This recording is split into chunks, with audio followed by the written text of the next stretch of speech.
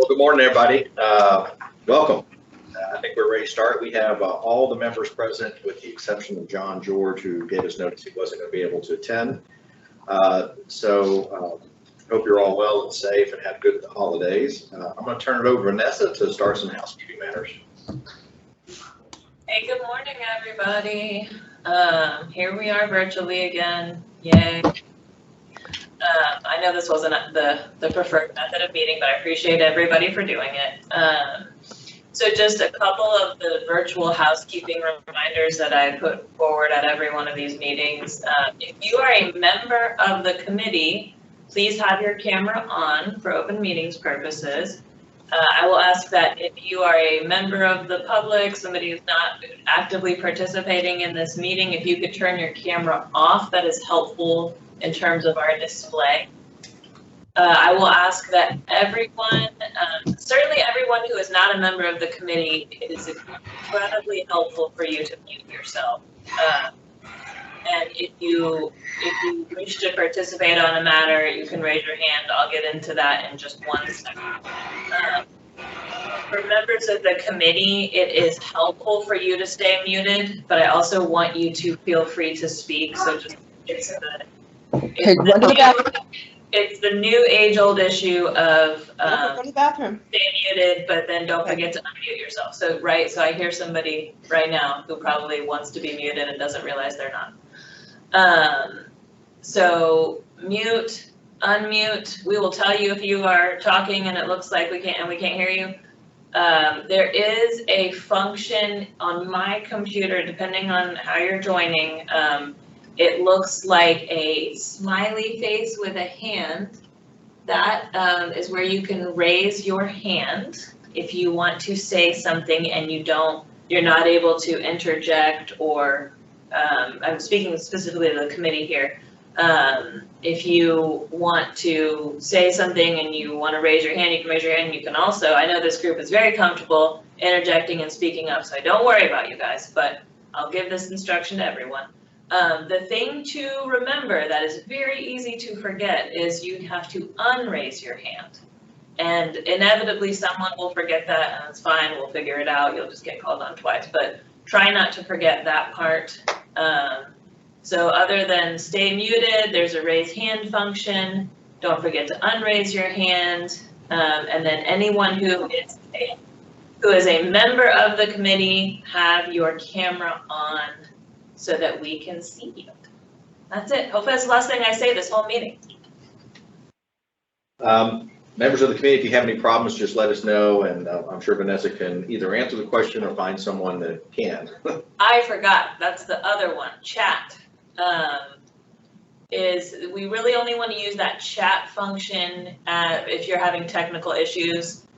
You can also feel free to email me, but you can use that chat function for that. But for purposes of open meetings, we don't want comments in that thread. It doesn't record the same. Not everyone can see it. We will post this later. So chat is for technical issues only.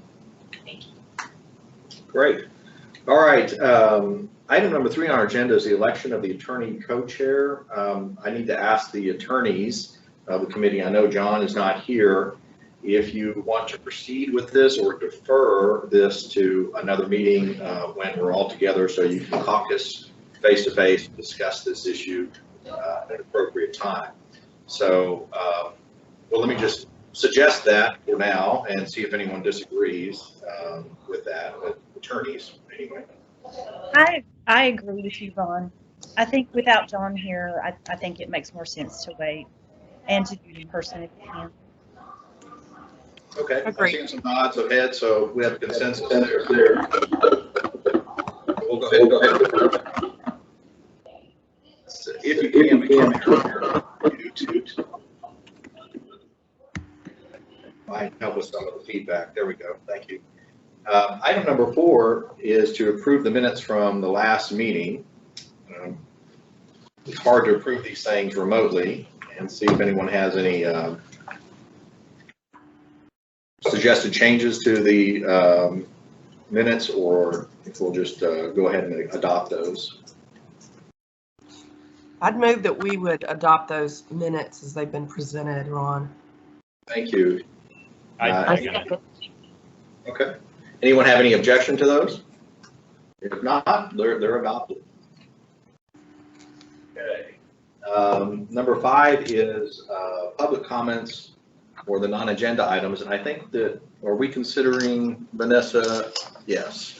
So the discussion submitted in writing by Mickey Lackey, or Lakey, I think it's Lackey, concerning the unauthorized practice of law. I'll just leave that one open for discussion if anyone make any comment about that. No action is actually authorized by our agenda, so we can't take any action, but if anyone must make any comment about it, we can take those comments and then staff can suggest the appropriate action after that. Well, I have a question, if I could.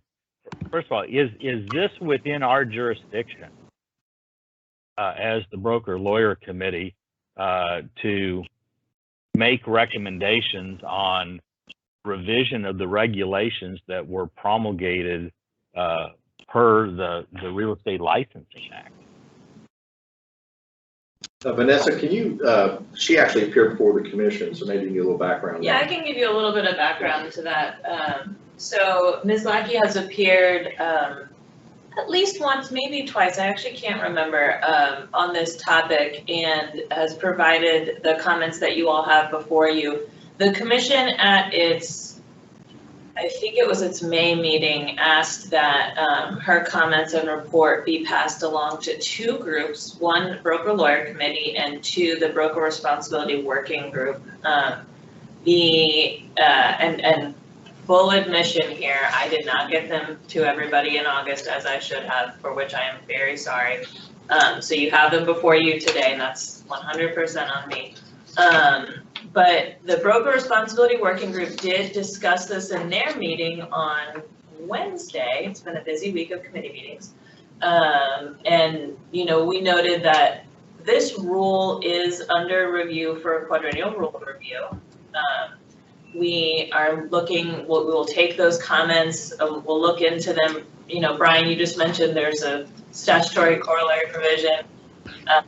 So there's those limitations. It seems like perhaps there's some education points that TREC could take care of, but the commission itself did direct that these comments go to broker lawyer, which is why they're before you. And to the extent anybody wants to weigh in on anything, thoughts on the education, on the rule, you know, we as TREC are happy to receive any of your wisdom. I think it's not, you know, what I consider it to be traditionally within the purview of what you guys do. No, I think because you guys are tied to the contracts and what happens with them, your insight is always helpful. But it is a little bit different than what you would typically see. Brian, I would just say that, you know, it's ancillary to the committee's purpose, which is to try to avoid the unauthorized practice of law, but it is more of an educational issue, as she states in her comments. Yeah. So And, I think you're right. This is I think we can give a thumbs up and recommend continued education of this in various different forms. yeah, and this may be something just is appropriate for a subcommittee, but you know, and it's interesting, you know, the attorneys in this group look at this in a different way. Bo and SJ and Amy will have clients that come to them and they will draft language for their clients in negotiating contracts. The title company people, and that would be Darlene, myself, and John George, you know, we get phone calls from real estate agents saying, hey, you know, how do we revise this contract? And you know, I know there's some title companies that will and some title companies that won't participate in that. I used to be a will and now I'm a won't. And having more guidance and clarity, and I think this rule could really be clarified a lot better. I think I understand what the rule is, but I'm not 100% sure that I do understand what all the limitations are and when you can and when you can't. So I think it would be a good idea to have a subcommittee that includes both title company lawyers and non-title company lawyers, and then a couple brokers to discuss what's going on in the market, what people ask for, and in different areas there are different practices. I know DFW is a lot different than the Houston area. I work in both areas, and you see requests different depending upon where the real estate agent practices. Any other quick comments? I suspect there's a consensus that education is always good on this topic. And since this crosses many of the aspects of TREC, education, enforcement, all these types of areas, maybe we should just send a general signal back to the commission that says we're willing to participate with some experts or whatever in this bigger effort. I think that's really helpful. Brian, I may come knocking at your virtual door. But yeah, that's very helpful. I'm just gonna add in, Mr. Wiedemer, I think you came in after I said this. If you're not a committee member, we need you to turn your camera off when you're not speaking, just for open meetings purposes, because we need to try and get everybody on the screen to the extent we can. So sorry to call you. I know you came in like right after I said that, so. Okay, sorry, very good. Okay, thank you. Ron, it's Diane McCoy. May I make a comment to Brian's statements? I totally agree with what he said. And by looking at some of the comments that we received in emails for this meeting, there is indeed a lot of conversation about brokers, agents, and the unauthorized practice of law and what they can and cannot do. If indeed a subcommittee task force came up on clarity in this regard, I would be more than happy to volunteer to participate. I think no matter what city we're in, this is a topic where license holders are confused from the standpoint of at what point are they able to really fully assist the consumer. So I think it is something we need to help TREC maybe further define. It's always been talked about in Legal 1 and 2, but I think it's become now a more important topic I'd like to see addressed. So I agree with Brian. Thank you. All right. So item number 6 is the discussion about from the Farm and Ranch Working Group, and you have what's identified under agenda item number 6, the proposal there. And who is speaking for the group? I think I'll start off, but I will appreciate Amy backing me up if I, lose my voice. I apologize for that. Unfortunately, I'm on hopefully the very tail end of some COVID, and I got all those good symptoms with the head, and it's affected my voice. But as you'll see here, we did do some what we believe to be good and serious work. We met twice since the BLC has been together, and our focus was very limited. As you know, this committee gave us the mission to really only talk about the farm and ranch contract related to paragraphs 4 and 6F, which have to do with leases. That was our limit to our current committee work. And so what we've proposed here is an expansion somewhat in the farm and ranch in the section 4D about surface leases to bring to mind for the consumer and the professionals that are helping them just really think about any leases that there might be that could be oral or written, and to disclose them, the seller to disclose them to the buyer, and the process where the buyer, if he or she is aware of them, either is going to accept those as part of the deal that's being negotiated and not be allowed to be exceptions to the on the title commitment, or what the deal will be. So I would just say this is our presentation here. We have identified timber and added that in natural resources. We went round and round about what really are natural resources and what they aren't, and you can see that we now, are thinking wind is really not a natural resource in the sense of the definition that we want to use here, but that surface leases could include things like wind farms or solar farms, and that's a use of the land in addition to, somebody may be using the solar rays or the wind, which are not really natural resources in the typical legal definition. But also pointing out there's surface leases like hunting leases or agricultural leases. It could be grazing leases or farming, recreational, maybe dirt bikes, whatever. So this is what we've come up with, and we'd be happy to hopefully get all great comments and feedback about it. Amy, do you want to add anything there? I think really everything SJ said, fits in with what we worked on. We did have at our last meeting, which was last week, a pretty big discussion about natural resource and surface, and in particular with regard to both the timber and the wind and solar. And so we would be happy to take some comments on that, because I think where we came out on it was that the wind and solar was a little trickier, but we kind of fell on the side of the main thing is it's the use of the surface, and so that's why we put it in that category, but we did have a lot of conversation about it.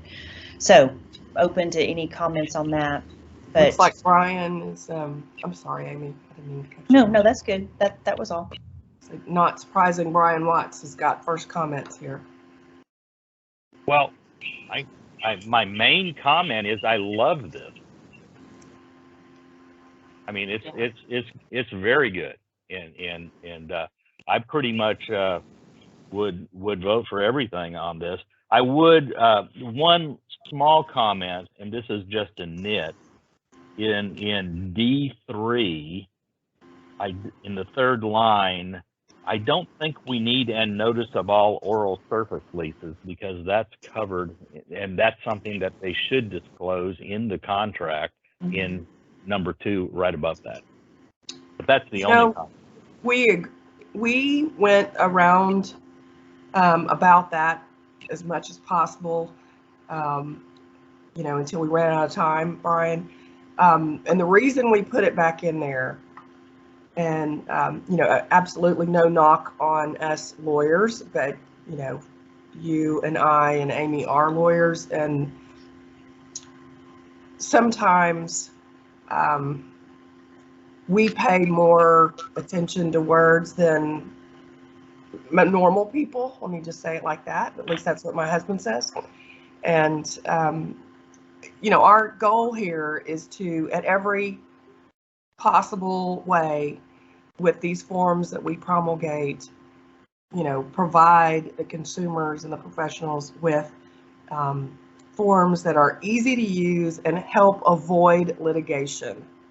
And so we felt that this was a good reminder of a time, a place in the document to remind of oral leases, because I think people can really, especially in this context, in the real estate context, it's pretty well known, I would say, by this audience that contracts should be written, but sometimes they're not. And so Nothing wrong with redundancy. Yeah, so we did it on purpose. Well, Okay. and I think that is important on the side of the realtors and the brokers, because they need to be told more than once, and especially if they aren't true experts, let's say the public, on selling their farm. they have to understand what they have to do. Right. Oh, And go Well, ahead. first of all, I think Lee has her hand up, and then I have another comment to make, but go ahead, Lee. Yeah, I really like this as well. I believe there is a typo in 4C, just a missing blank. It's the 4C2, the fourth line. It says contract within days after the date. I'm guessing there's supposed to be a little blank there. Yeah. Yes, you're right. Okay, so that truly was the only thing I caught in here. I like the rationale. I think it's good. I would say to, our brokers and educators, be prepared that this is going to open a discussion about oral and written contracts, but that's okay. That's okay. Education is always good, but I really do like what you've proposed here. And I think in response to Brian's comment, I would say part of the reason why we added 3 is because, rather included the notice of oral leases in 3 is because that's the paragraph that talks about they have. And so if Amy, they are. Can you repeat that? Somebody's got a bunch of background breathing noise and I couldn't hear you. Sure. So I think the reason we included in paragraph D3, the inclusion of the phrase about the oral leases is because that paragraph is what's being provided post-contract signing. And so if they were providing the information on the oral lease at the time the contract is signed, it's going to be in paragraph 2. But if they don't include it there and they check on 3 that they're going to provide the notices later, then there's nowhere for them to write it. So I think that's why we included that there. If that makes sense. Yeah, I was thinking the same thing, Amy, that it made sense because the offer usually comes from the buyer who doesn't know what the leases are. So he's just checking 3 in most cases. And then either is a counter back or accepted if they want to accept the offer, and then it's provided subsequently. So I think it's a boot and suspenders type of approach. I do have one question for you. Under 6F, you put surface leases. Should we include natural resource leases as there's a possible waiver of exceptions in 6F? Or even the fixture leases? Our thought on leaving that limited to surface leases was that, of course, we don't have the complete contract on this page, but in paragraph E above, there is the place where you can have permitted, where you identify particular recorded things as permitted exceptions, which we felt like that's where probably most people put some of those items. So that was the thought process, to just limit it to surface leases, because the paragraph E above is a place where you can put other things that are exceptions to title to be permitted. And also because, that particular item F has been called surface leases for a long time. And there's natural resource leases that are way, way, way more than just a surface lease. I think Diane had her hand up first. Yes, SJ, Yes. Thank you. I think it's extremely well written. I have just a question of clarity on wind or solar leases. When you're referring to wind leases, are you talking about windmills and the use of the land for that? Is there such a thing as a wind lease, or is it a windmill lease? Well, that's a great question, and we went around about that too. Y'all haven't stumped us on anything yet. I'm feeling good about the committee, but in the practice, all of us who deal with this, and the committee had people that dealt with it. We have a broker that does ranch, 2 attorneys, and Charles Porter is on here as well. That's what is said, because there may be a wind gathering device that's not called a windmill. I mean, the new things are called wind turbines. They're not really called windmills. So we're trying, again, not one, not to have to redo this contract every time somebody comes up with something, but, you know, to spark the thought processes of the seller to make sure he or she gets everything out there. So good question, but that's why we left it at wind, because it's broader. And that's what they're called in the practice today. Would wind related or solar leases give you that broad, because I see your point. We can't be too specific and we want to be general yet clear. Well, Mary, I think the conclusion is that it's picked up already in surface leases, whether you classify it as a natural resource or as a surface lease, it's still picked up in their recommendation. Isn't the word wind removed in the recommendation? No, but it's picked up in D, even though it's not in C. C, it's picked up in D. So it's picked up is what I think the committee's or the working group is saying. And on that note, Ron, we actually talked about whether it needed to be included in both places, both solar and or wind, and came to the conclusion that it would cause confusion because if you had it in both places, people wouldn't know which box to check. So. Exactly. So I like the recommendation a lot, and thank you guys for working on that. My comment about 6E and F, I'd just like to reserve for a later time once we get it into the drafts and take another look at that, because 6E in the Farm and Ranch deals with exception documents, and I don't think the title companies normally pick up oil and gas leases and those types of things. So anyway, just food for later thought. I think we can defer that discussion. Brian had a final comment on this. Yeah, I had one final comment, and this just a FYI. I work with one of our underwriters where most of what she does is working with our energy group doing solar farms and windmills. And I've reached out to her to ask whether there's a distinction between a wind lease, which would be a right to use the wind, and a windmill lease, the right to keep a windmill on the surface of the property. And there may be a distinction between the two. So I'll report back if I hear anything. Right, those wind farms are, you see out there, they're traversed with a number of easements for the electricity that's being produced into the switching yards.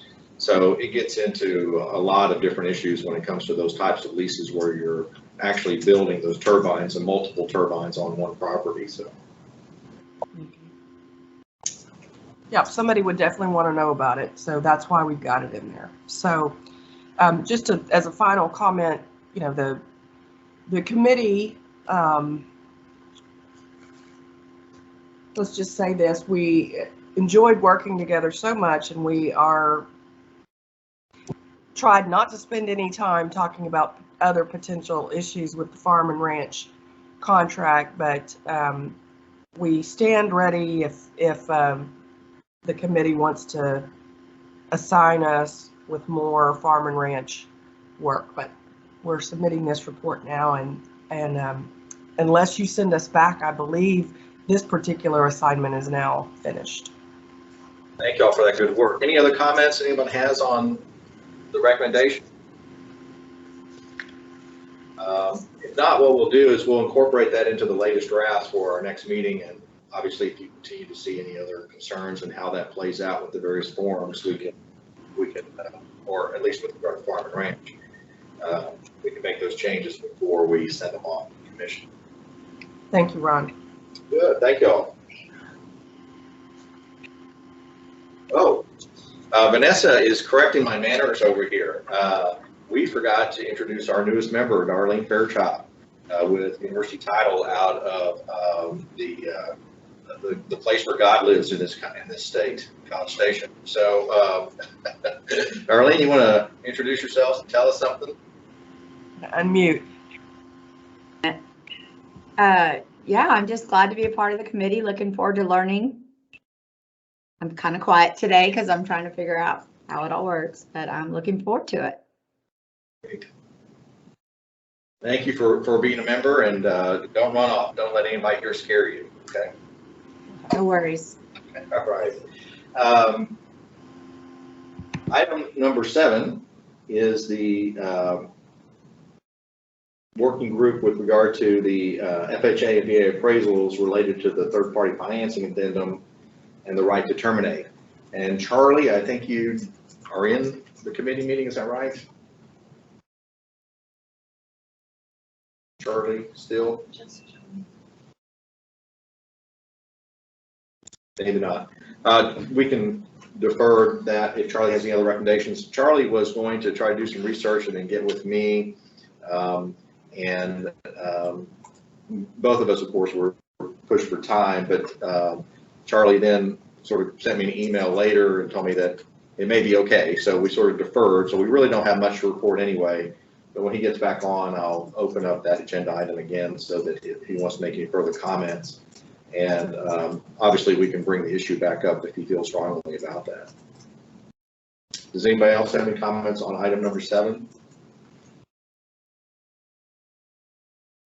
Okay.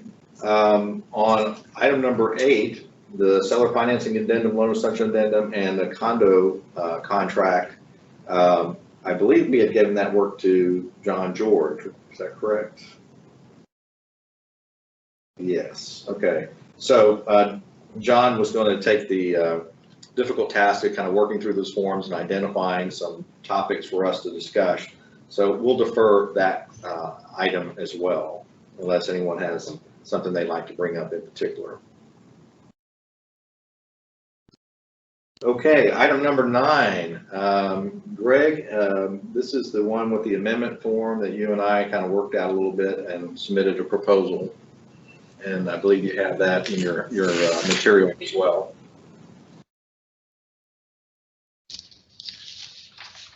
If you're calling on me, what was that? It's the was one of the later ones just added, I think, yesterday. Right. As far as so that's what you and I submitted to Vanessa, and concerning the question you raised at the last meeting, specifically with paragraph number 2 in the amendment form. Right, and if you'll recall, that was just bringing up that when a seller is asked to do some repairs, either lender required or a buyer required repair, and agrees to that, kind of what's the process? The repairs are mentioned in perhaps an amendment form, and then the seller responds to that, either I will or I won't. So we were just trying to expand that to include how the seller would respond back to the buyer. Oftentimes in practice, it seems as though it's kind of left open. You're going to do these repairs, but we really don't always know that you have done them or that you've used commercially engaged or licensed personnel. So Ron has kind of taken and I think expanded that very rightfully so to one of the things that we were going to ask for discussion is if a buyer asks for that, and I believe the contract said that the seller may make an election to ask for the transfer warranties. So we made a choice here where that is making that election that I'd like you to do these repairs and transfer any warranties to me. And we've placed in here by default at seller's expense. So I think that was kind of a point of discussion. Should we make that a default answer, that the seller would always provide the work? My belief is that the seller is requesting, the buyer's requesting the repair. The seller is usually the one that's going to be using a particular vendor to make that repair. So I felt like it was also within the purview of the seller to go ahead and provide any transferable warranty. And an example of that is an HVAC guy does the repairs. The buyer at that point in time may not know what the problem is when they ask for the repair. Seller will know or will find out once he has an HVAC contractor fix that repair. Now, does that come with a 30-day repair warranty? Does that come with a 1-year warranty? That type of thing. So that's what we proposed there in this draft, is that the seller would provide any transferable warranty, which would also include any cost if there was a transfer. Thank you, Greg. Let me just add that when we got into the discussion about this, we acknowledged that In most cases, repairs are negotiated in the amendment form. And everyone tends to forget about paragraph 6F, but there's really no difference in terms of repairs that would be negotiated at the time of contract that one might add need to be done than the ones that they're negotiating at the time of an amendment.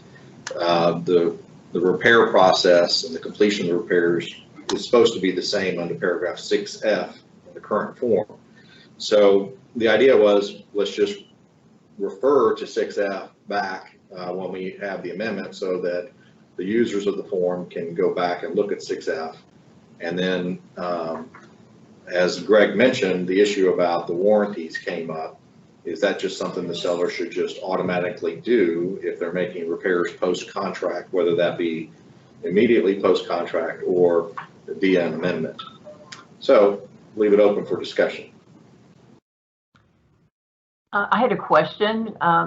Greg, was the intention of delivery of documentation to mean including invoices for work completed as part of the repairs? Yes, we had that discussion last time on, receipts or invoices, whatever. I think we just chose to use the word documentation.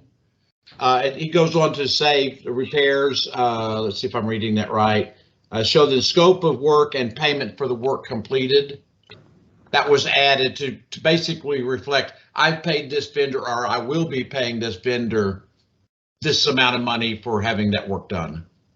Yeah, I think a lot of that has to do with, we see in our marketplace a lot of times the seller will do the work. We really didn't know if they did it themselves. We don't know if that was commercially engaged. So this was providing some documentation to the buyer, said, I've done the repair you've requested, here's the service ticket. I think both additions, especially in F, is an excellent idea. It does help the agent to remember and the parties that documentation is part of the transaction, and it is so often forgotten. And though it is, yes, part of education of the agent, if it says in there specifically, maybe even including invoices may remind them to get those. I think it's an excellent idea in both places. Thank you. Thank you.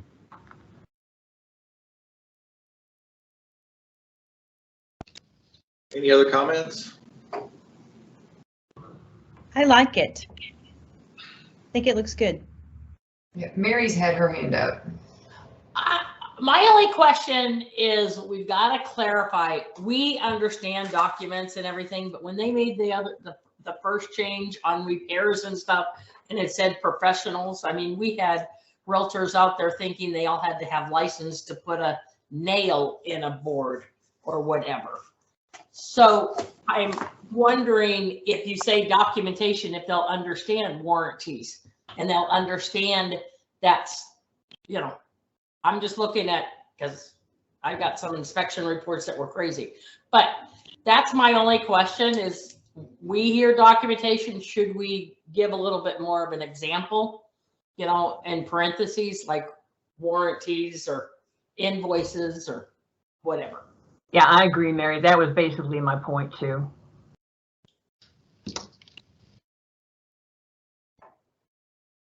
I would just like to say that I like the idea in a lot of ways. We need to be very careful about continually restating and trying to do education in the contract forms.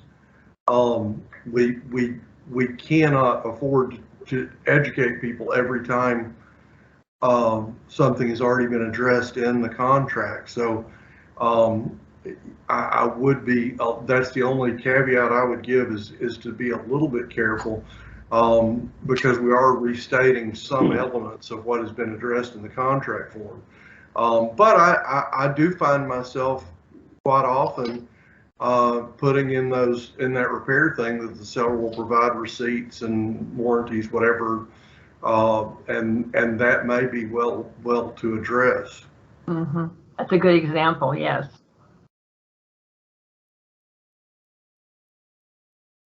Okay. Then we'll go ahead and include this, and again, we'll have another opportunity to look at the draft again. And can I make a comment? Just a little bit of drafting. suggestion. There are three things when you get documentation. I think there are three things that the buyer wants to know. Number one, what is the scope of the work? What is the work to be done? Number two, was it completed? And number three, was it paid for?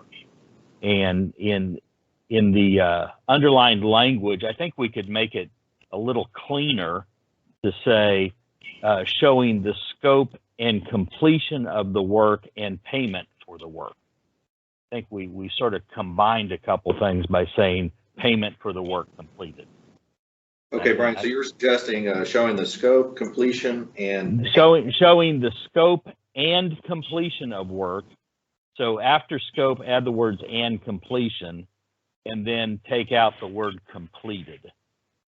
Okay. I think that works, that reads a little cleaner, and it makes a distinction. Why wouldn't you just do all three there and just say showing the scope, completion, and payment of the work? Yeah, that sounds That's good. even cleaner. Yes. And can I ask, on occasion, the work is paid for at closing? That's not an unusual condition. Is that a problem? No, because 6F talks about that unless it's agreed otherwise, the repairs and treatments are to be completed prior to closing. So I think that could be 2 minutes before closing. Well, the problem I have is if I'm providing, am I understanding correctly? I'm providing information on the scope, completion, and payment. The payment hasn't taken place until closing. But the first sentence of F does not require that the payment be done before closing. Okay. It needs to be completed before closing. Okay. Okay. Some other hands up on the changer. Vanessa's pointing out she has some hands up. She's gonna Try and see if this will help us. see if she can call on those. Should be able to.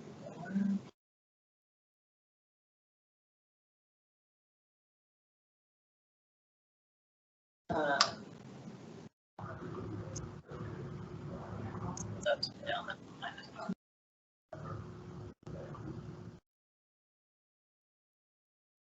Should be a way for me to. Well, now nobody has their. All right.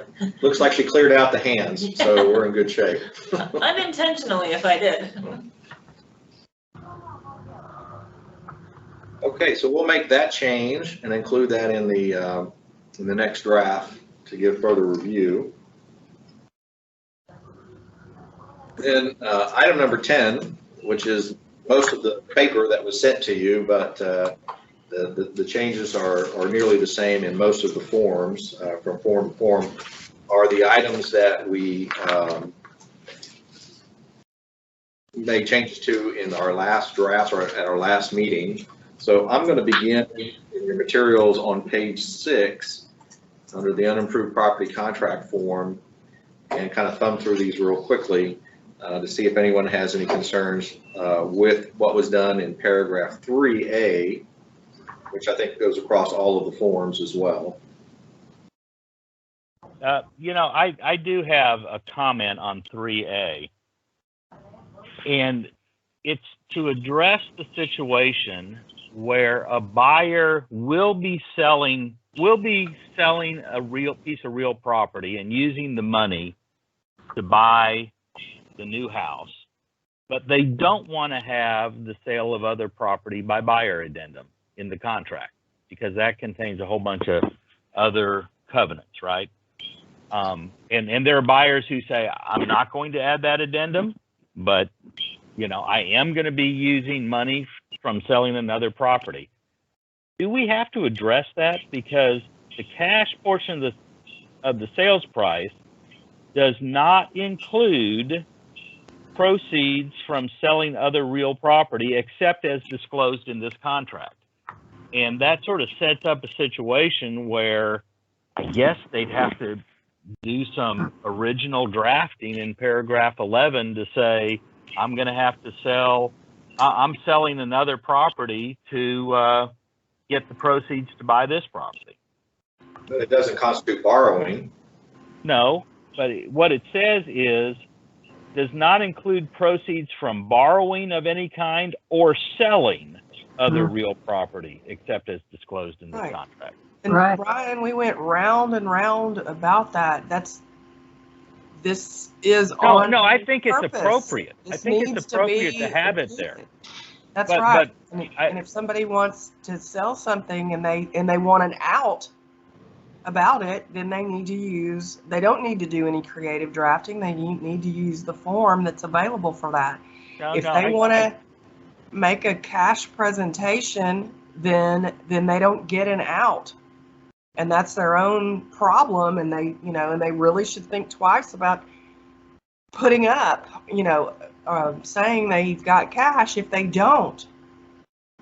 I get that. And I totally agree.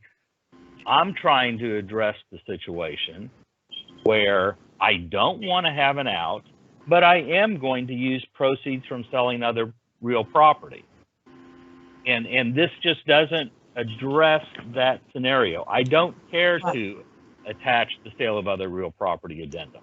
5% rule, 5% rule, and that complicated situation also is definitely something where we would want somebody to hire counsel to assist them. And we do not want to pave the way for situations that will, increase litigation. That's absolutely, one of the mantras of this committee is to prepare contracts that avoid litigation, and setting it up, letting somebody do that is problematic. I guess my point is, could that hole be simply fixed by saying, right under that, say, check this box if buyer will be using proceeds from the sale of other property to be sold after the effective date of the contract. So if they are going to be doing that, that's the way that they can do it. That way you don't have to have some original drafting in paragraph 11, which we like to avoid. It's Lee. With all due respect, Brian, no.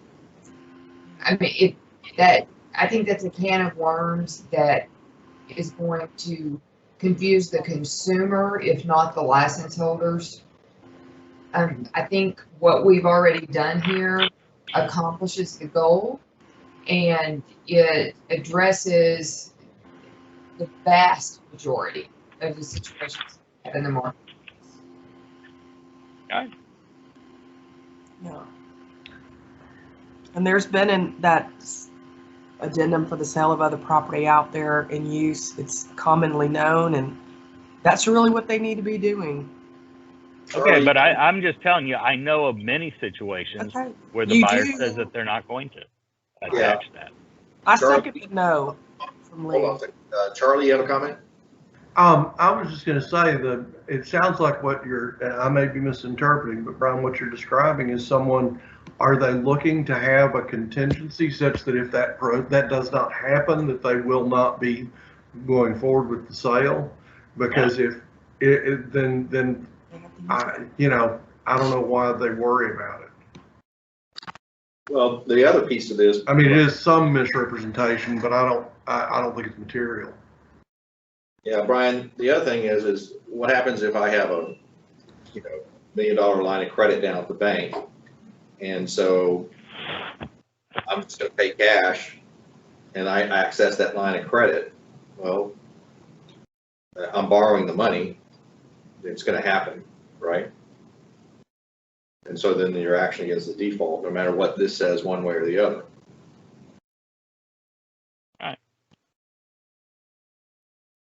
Unless they're asking for some sort of verification of funds, we're just have to trust that doesn't happen, so.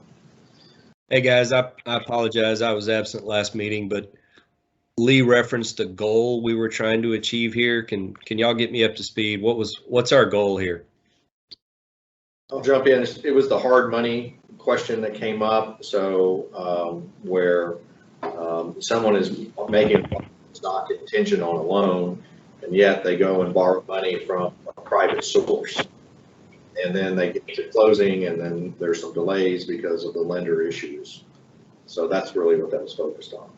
Well, that and the practice of some buyers to make cash offers when it really wasn't going to be a cash offer, and they make the seller think that they're a cash buyer to make them more attractive, but really they're planning to get a loan.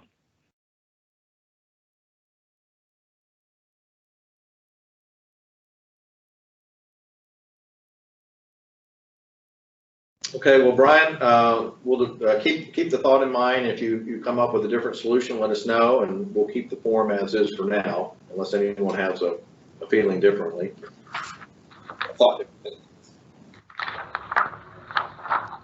Okay, going all the way over to page 10 of the materials, in paragraph 13 of the prorations, you can see the changes there. We just simply added prepaid regular periodic maintenance fees there. I assume there's no concern there that anyone has. And rents, Ron, also. Correct. Yeah. We just moved it in order. And then added the regular assessments. And then jumping to page 12 there, in paragraph 22, we added the MUD notice. I think there's a comment later that we have related to that one that was from Robin over at the Realtors about expanding that to include in other district notices such as the PID notices and other water improvement districts. So did we want to add that or keep the MUD one separately and just let them attach that to the other one that has other?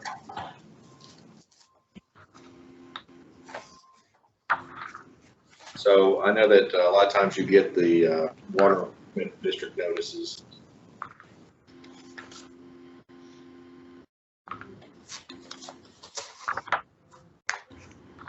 I don't think we're having a whole lot of problem with people listing those in the other items. Am I wrong on that? I think that the question in the last meeting, if I recall correctly, is they're just overlooked, and they know they're in a MUD, but they're not thinking they have to give a notice. Or in this case, maybe a water control improvement district or something.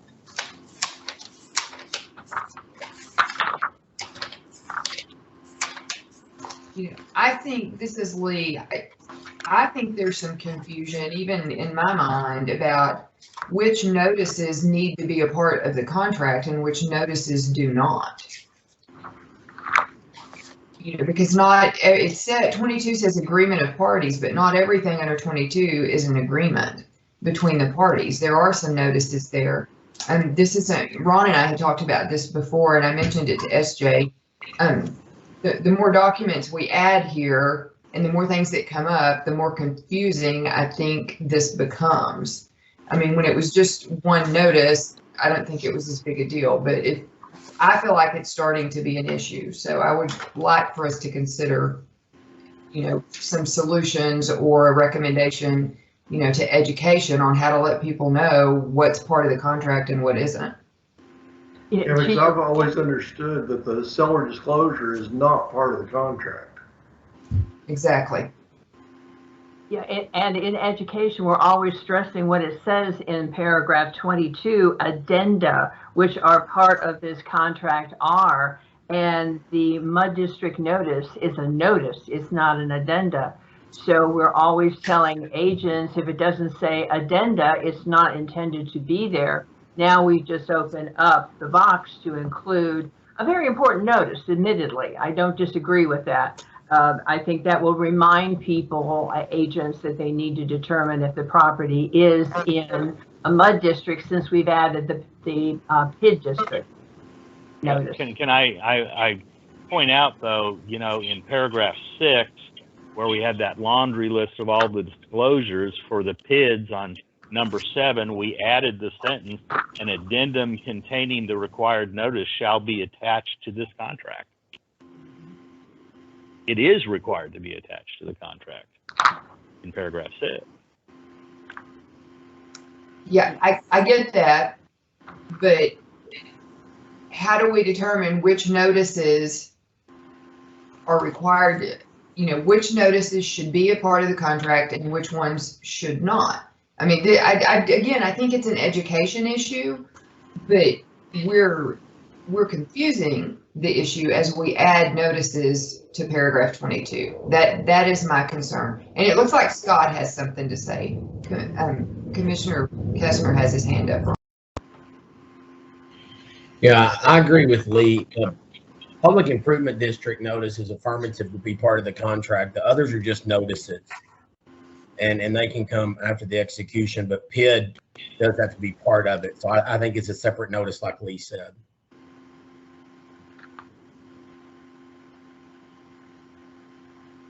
Okay, I think the process of adding the MUD district notice here was to encourage the delivery of a notice that is required to be given either before or contemporaneously with the execution of the contract, which most of these water control improvement districts and PID notices are required by law to do that. So I think that was the thought, that this would actually encourage that. Now, another alternative to consider is, do we somewhere in the contract, either under 22 or under 6, to say the following notices are attached to this contract? And it's just reference it. Then there's some lines to fill in that prompts that discussion. That might be another approach.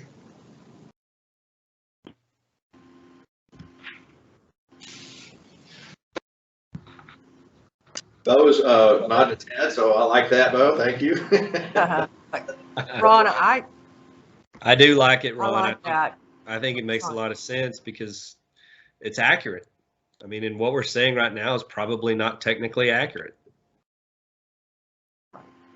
Is the MUD an addenda that's part of the contract? I'm not sure it is. Right, and as much as I recall. Go ahead, Ron. Go ahead. I'm sorry. If I recall the statute, it uses some language like, it says this notice may be given as part of the contract or in the contract or an addenda attached to the contract, some language like that. So, or, you know, as a separate notice. I think that's what most of them say. And I think that's what Brian was quoting, because he mentioned an addendum, and I'm looking through here trying to find out where is that wording, and it must be in the statute. So are we giving some consideration to providing a addendum that is a MUD district notice, as opposed to the ones that are being created by local associations such as Houston has one? I haven't seen others, and there's a lack of standardization there. So is there a way that we can overcome that by having this MUD district form be an addendum like the PID one was, that is going to be a TREC form that every agent in the entire state could use, and then it is an addendum? Those are promulgated by statute, Diane, so they are detailed which form to use, and then there's requirements that the entity usually has to record those in the county in which they exist. Usually they're just pulled directly from the records, or they're obtained directly from the district, and then just attached. So, well, it's not what we're seeing happening in actual practice. So back to the comment Ron made about actually breaking this out. This is the conversation that Lee and Ron and I have had before. I like that idea. Against the comments of some of the broker participants here. Seller's disclosure is very much part of a contract. I can assure you that's, you know, off the cuff, probably 85 or 90% of the litigation involves disclosures or failures to disclose things. It's extremely important, and y'all are kidding yourself if you think it's not part of the contract. So I would like, you know, either we retitle this this particular paragraph and call it addenda and notices, or we break it up and have addenda and notices. Either one's fine with me, but I do think there are, besides the seller's disclosure, besides some of these other notices we've talked about in the last few minutes, there's notices that may come in a contract, and this is the place I'd like to have them listed. I'd recommend, since we're trying, our focus was to hit the mud notices. Right. I think I would recommend that we add in paragraph 6, immediately before paragraph 7, just a line that says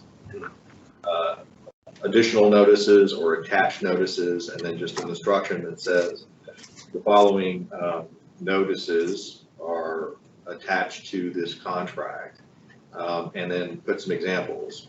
The PID, mud, WCID notices, things like that, as a little example of what to attach. Would that work? With some lines there in paragraph 6. Paragraph 6. Can you show that on the screen? I'm not. Yeah, so it would be. This may be more than we can wing. Yeah, paragraph 6E. Let me see if I can get that form up. While Ron's typing, I just wanted to clarify something, because I know that SJ understands this, but we have guests. And it is not that license holders think the seller's disclosure is not important or it's not, a part of that transaction. It's that license holders are taught that it is not an agreement they're not agreeing on the property condition, and it's not something that's supposed to be added in paragraph 22. It absolutely is vital to the transaction, and I wouldn't want someone to misunderstand that. I think the verbiage was, it's not part of the contract. And I disagree with that statement. I also have a concern about the seller disclosure notice being attached to the contract. I realize they're not a party to the contract, but the lender sees what the contract is. And I don't need the lender seeing the seller disclosure notice. They have no right to it. It is not a disclosure to the lender. It is between the buyer and the seller. And I don't want, I do not want the lender to have it. And they're going to ask for all of the contract. Well, that's an interesting point. And the other one I'm thinking of obviously is timing. The parties can agree that either it's been specifically, I'm talking about the seller's disclosure, it's either been given already or it's going to be given at some point, just like some other items that are going to be given, have been given, or going to be given. Right. Yeah. So Abby has put up here a copy of paragraph 6E. So you'll see the end of that. We have 11 different notices there in this form under 6E.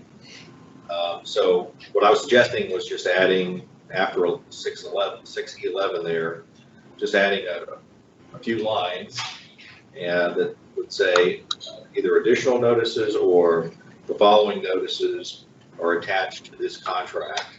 Parenthetical that said, for example, notice, but notice, WCID notice. I think that would be fine for those kinds of things. It definitely doesn't work for seller's disclosure or the other items that I brought up, because 6E is title notices, and 6 itself is title, policy, and survey. So these are issues that would affect the title encumbrances. In other words, that the parties are giving notice of, agreeing to. So I would be okay with the PID, the mud, and those relatives going there.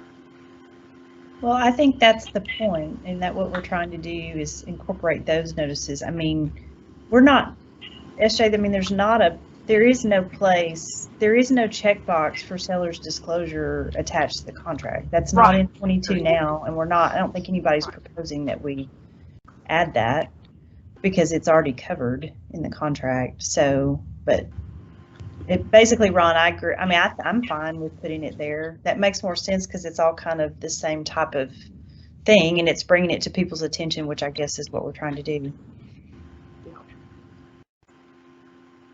Is that suggesting putting it in section 6 and 22 or 6 instead of 22? 6 instead. Instead.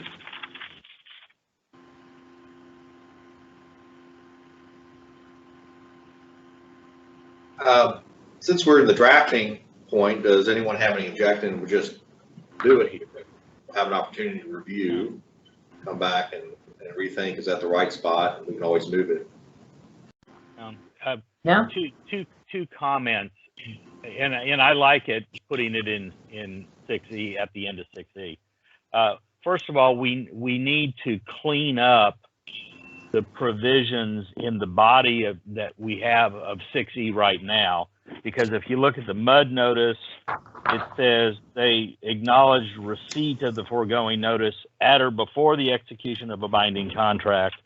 And then in number 7 for the PID, they say the addendum shall be attached. In number 10, with respect to the propane gas, they say that it should be used.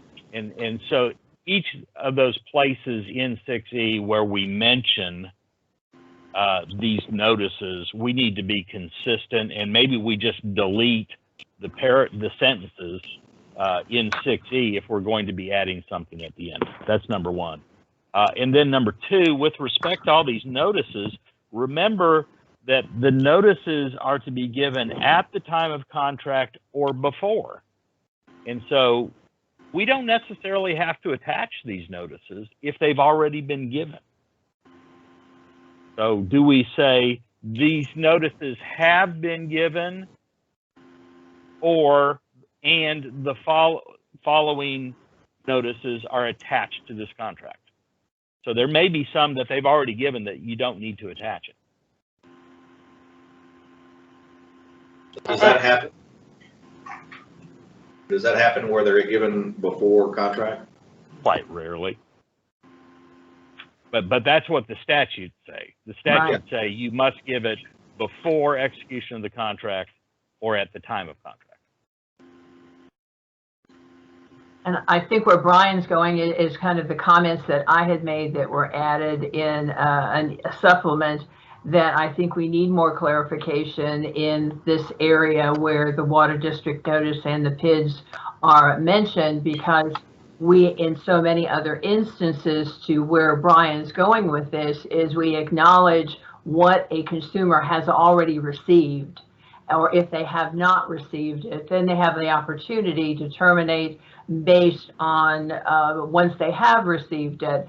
And because it's so important that if the buyer doesn't get the MUD district notice or the public improvement district, there are, my understanding by statute, the right to terminate, and it's not clear enough in the contract.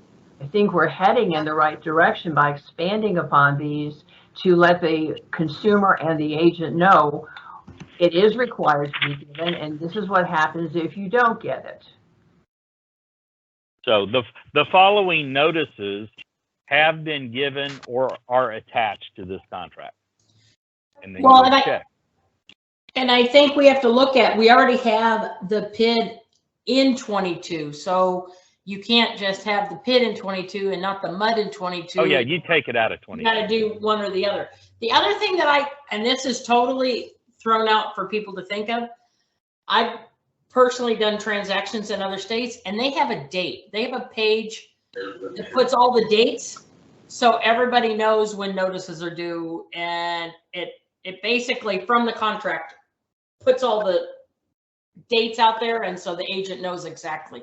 Because I agree with you, Diane, that the MUD notice gets missed.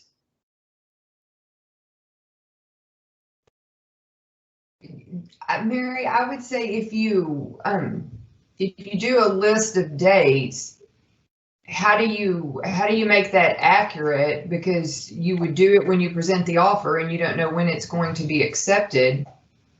I don't know. They do it out of confidence, but I don't know what they have a acceptance of contract date, and they had a settlement date and a closing date and notice date and seller's disclosure date. I mean, it was just a really cool page as an agent looking at it, is all I'm saying. I knew exactly when everything had to be done. I don't know I'm going to suggest we stay on the agenda that we have, and items like that can come at the end for okay, for the next meeting. We've got a lot to get through here, so let's try to stay focused. So this is a real quick draft based on the comments there. And others. Is this more or less what you're thinking along, Brian?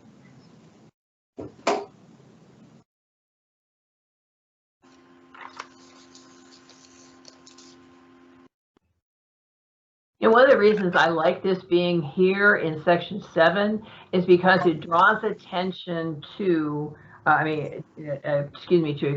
section 6, is it draws attention to a very important section that is not looked at as seriously as it should be.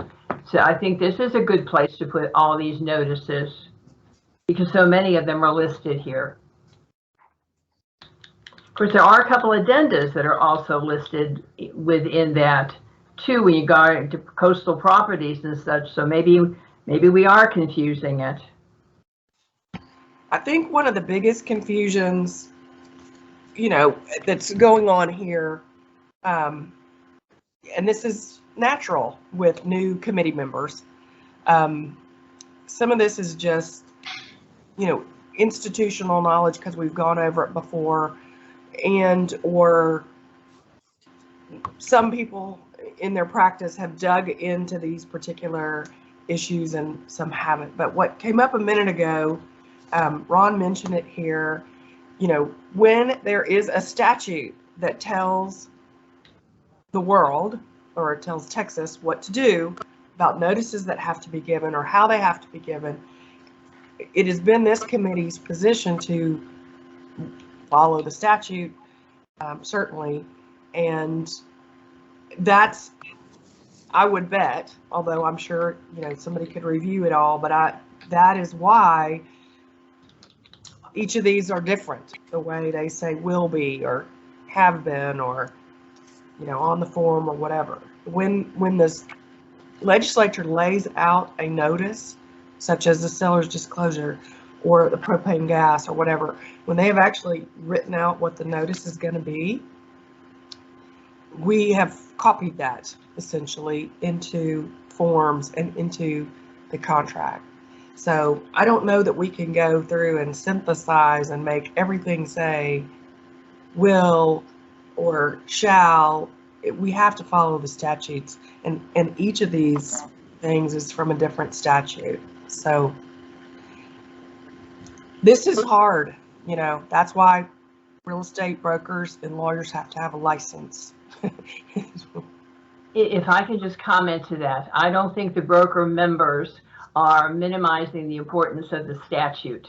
What we are aware of in daily practice and calls and complaints and confusion of the consumer is that it's not written in the contract. To tell a consumer you need to look at the water code, you need to look at the property code, when so many other areas of the contract are so complete by saying under fixtures or under leases or a variety of other ways they've received the information, they have not. They have the opportunity to terminate. Two areas, the MUD district and the PID notice, are so important and they relate to statute. Why can't we be clearer in those two sections for the consumer and for the license holder in the contract? Okay, well, let's make a decision here if we can, because we have the opportunity to come back. This is just a drafting suggestion to go ahead and include this at the bottom of paragraph 6E, and we come back and revisit this if we think this is not the right location or wording. But we can for now put this in as a draft. Is everyone okay with that generally? Yes, the only suggestion I would have is for staff to make sure that we're following whatever our normal drafting is for when we use, for example, I don't know if we use a colon and semicolons or Right. Thank whatever. you for that. That's all. That's my only comment, but I like it, and I like having a few examples. Good. And I would just would keep it like that. Thank you, SJ, and I would like for everyone to know that staff is generally empowered to make what I call typographical, non-substantive changes, like grammatical changes where things like that happen. We've always allowed them to do that, so that's a good point to bring up now. Okay. All right. Let's. Ryan's got his hand up. Ryan, go ahead.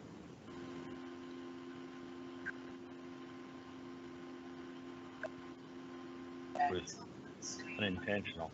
I do think I take out the word attached notices, and I would have boxes to check to prompt them as to what notices may be relevant for their deal on. But otherwise, I like putting it at the end of 6E. Okay. So does everyone prefer having the check boxes or just the lines? I thought that since only one or two of those notices are going to apply in each case, it might be better just to put lines, but.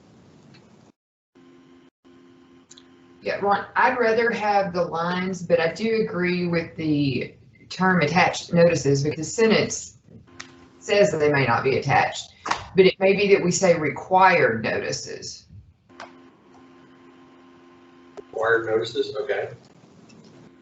I'm for lines. All right, we'll put it there, and Brian, keep the thought in the next draft. And just another sort of across the board thing, Ron, you know, we're right now looking at the unimproved property contract. In each of these things so far, we're talking about doing this across the board in all of the different contracts, correct? Correct, yes. So we don't have to go over it over again. Right. Okay. Let me thumb through our next changes. I'm thumbing through and I'm on page 16 now, which is the one before. I think is the same change that we just covered everywhere. Yes, sir. Those. And 21 is the same change. Page 21 talks about the prorations, rents, periodic payments. Right. And then to page 23 is what we just went over. Well, yes, 23, we're going to take that off and then add it back into 6. Okay, I've now jumped to page 27, which is the new home contract form. And I think those changes also are the same.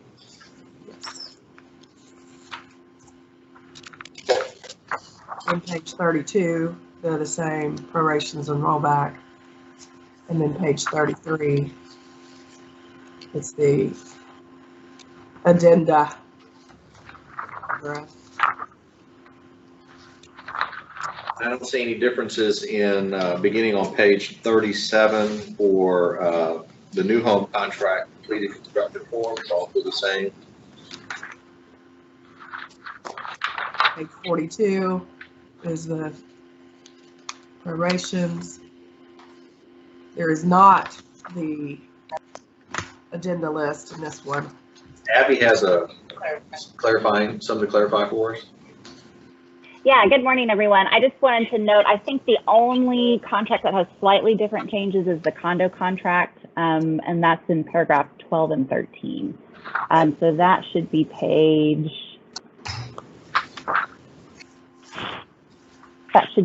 59. Thank you. Yeah, of course. Just spoke up earlier. We'll save us some time. Sorry. No problem.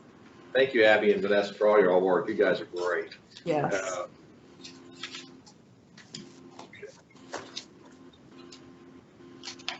So Abby, let's see, where is it different on what we discussed just now on those items? And it's only really slightly, but on page 64 is where it starts. So because the condo contract sort of incorporates some of the language in the HOA addendum, we made a modification in 12.3, is that the? 12A3. Yeah, 12A3 to correspond with the changes in the HOA addendum. So that's the only one that's kind of slightly different. If everyone will dog ear that page, I'd like to make sure that we come back to that when we look at the HOA addendum in a few minutes. It might be then necessary for us to make a change based on anything we do there. Okay. And then all the rest are the same there in the condo form.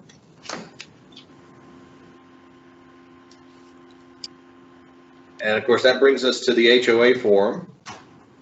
And I think we had, TLTA had made some comments, and Brian, you had made some comments, and I think you were one working on this one in the last draft. Is that right, Brian?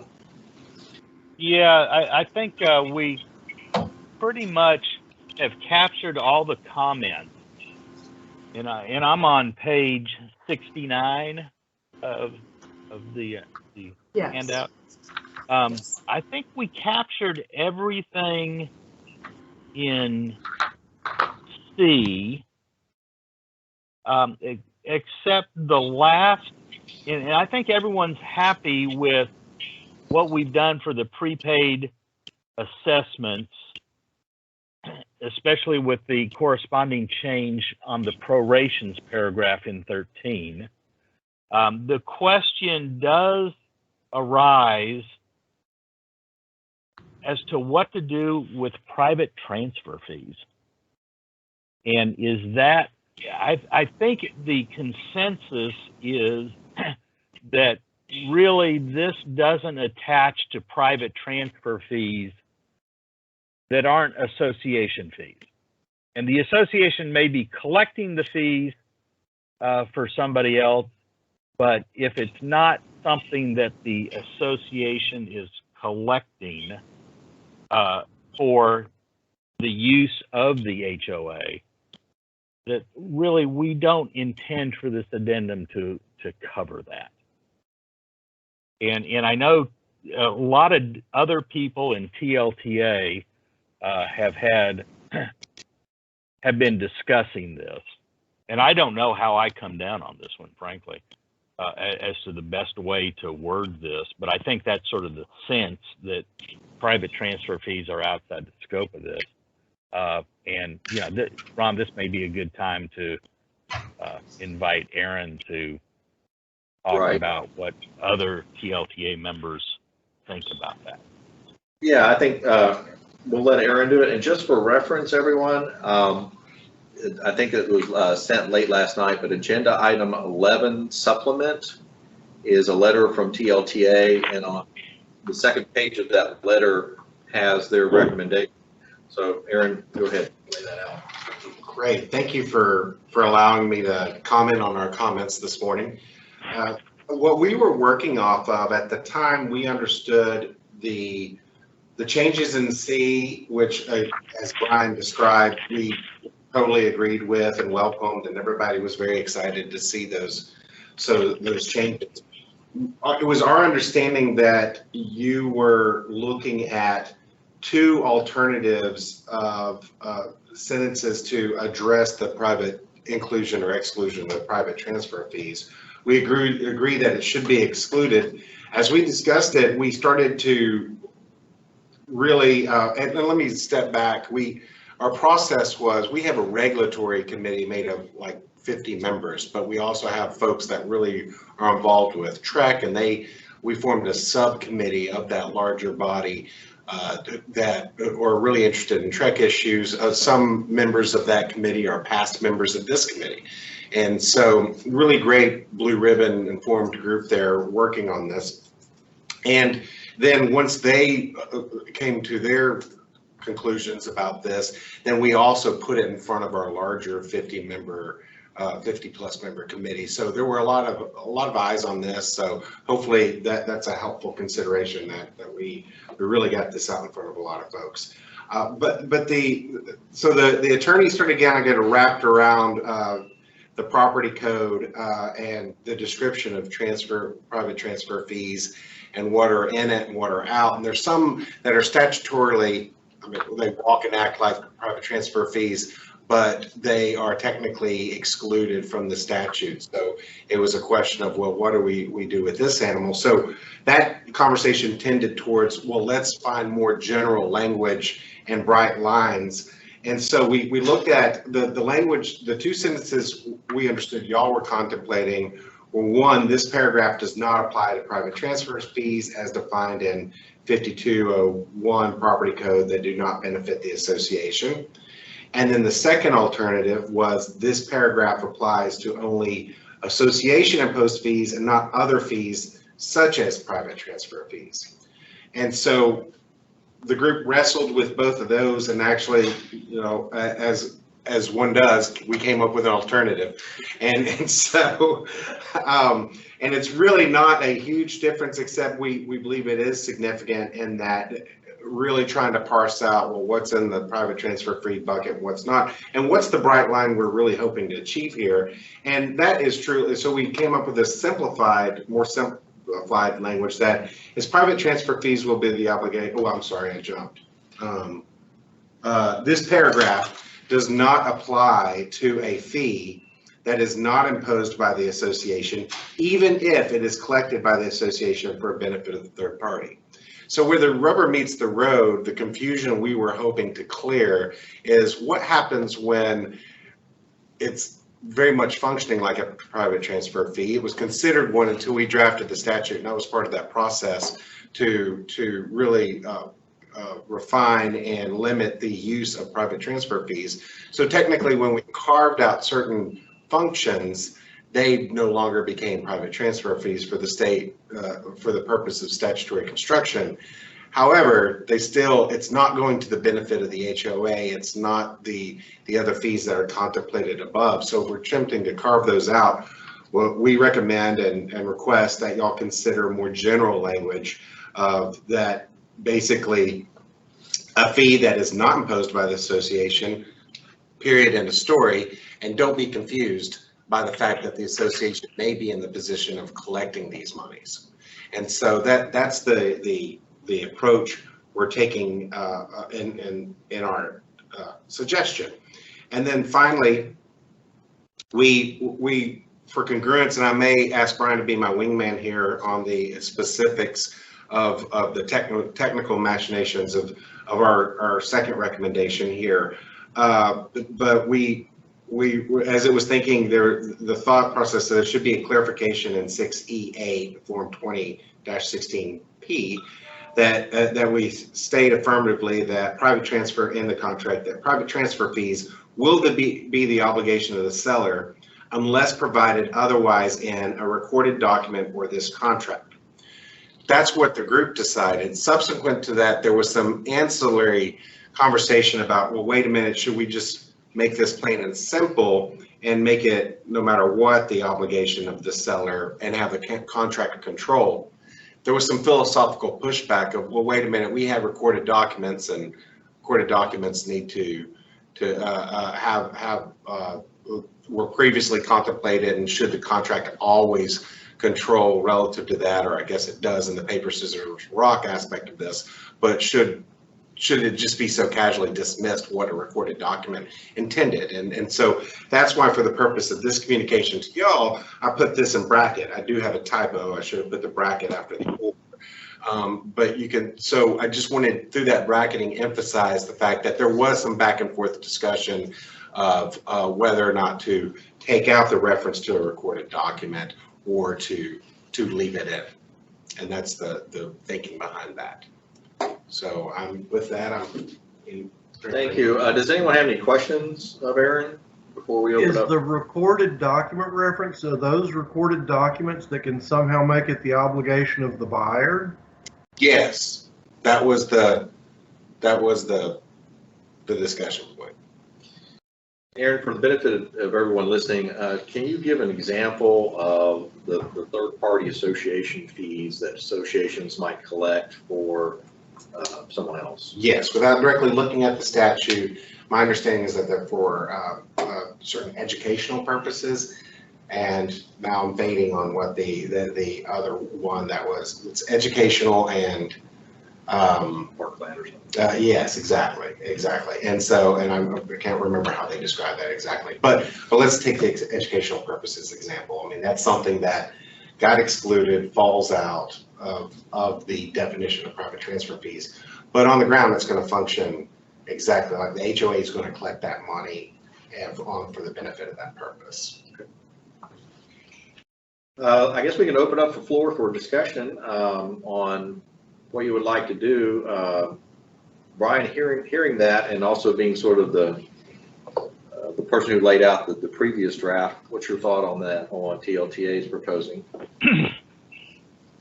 The last sentence about in a recorded document, I believe in the power of contract, and regardless of what somebody may have said previously, a seller and buyer can always agree between themselves as to who will be responsible for a fee. And let me give you an example. It's not a recorded document, but it's the same thought, and that is that property taxes are the obligation of the person who owned the property as of January 1, right?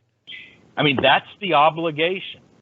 But sellers and buyers agree all the time. In our standard contract with our prorations, we agree that the buyer will be responsible for a portion of the taxes for a year. So whatever the seller and buyer agree to is what the contract should provide. And if the association says the seller must pay the following fee upon selling the property, but the buyer says, no, I'll agree, I'll pay that, well, then the contract should control. So we don't need to say anything about the recorded document. I think it should just simply read, private transfer fees will be the obligation of seller unless provided otherwise in this contract. So it's a seller obligation unless we agree that the buyer will be responsible for something.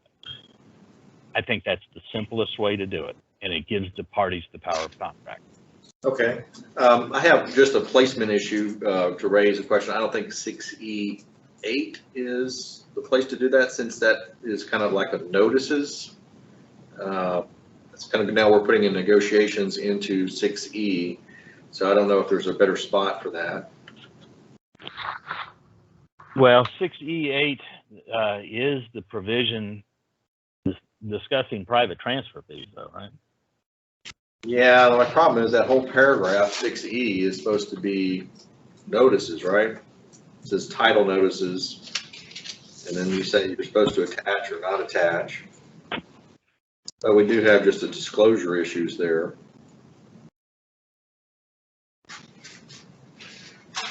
You know, really, is it the, and let me, I'm going through my contract here. Is that really more appropriate for the obligations of closing in paragraph 9? And look at 9B4. There will be no liens, assessments, or security interest against the property which will not be satisfied out of the sales proceeds unless securing the payment of any loans assumed by buyer, and assumed loans will not be in default. Or maybe add a B5 about private. Yeah, I think I like it better in 9B, but 9B5 would work out real well because they call attention to it. But that's just a placement issue. I'm not married to it. Substantively, does anyone? Well, let me just open up. Any other comments from anybody else? Yeah, I just want to be clear, in looking at the supplement that TLTA provided, we're saying that we agree with everything they have under that paragraph C. And we're just looking at where to put that very last sentence, the private transfer fees will be the obligation, et cetera. You know, there are two concepts, Lee. Right. First no, one I is, get that. I just wasn't sure that we had agreed with everything in C. Because it's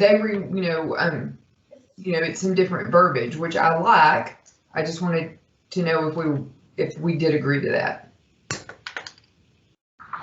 Oh, I thought that's in the draft that we worked on last time, but right. But where it says it is still on the table. Is that what you're saying?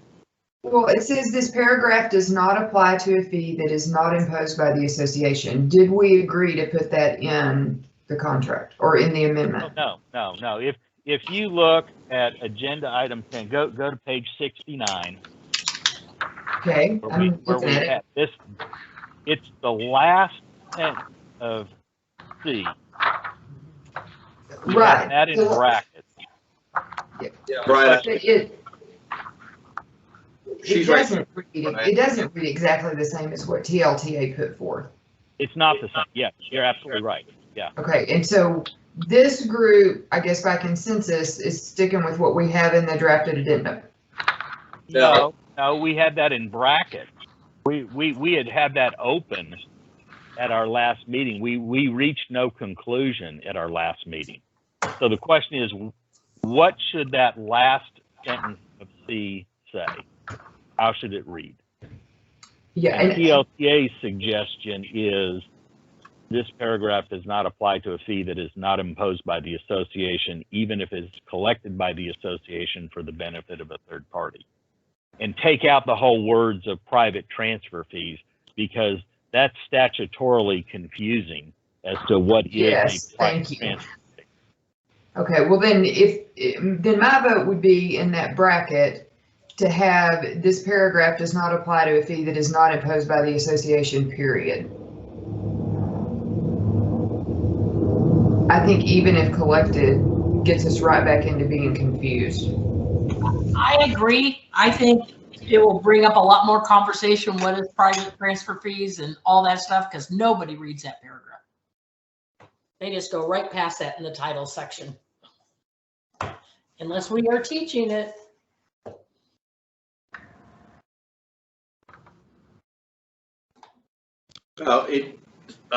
Grammatically it says the same thing, so it is shorter. So do we feel comfortable with that, or do we need to call that out?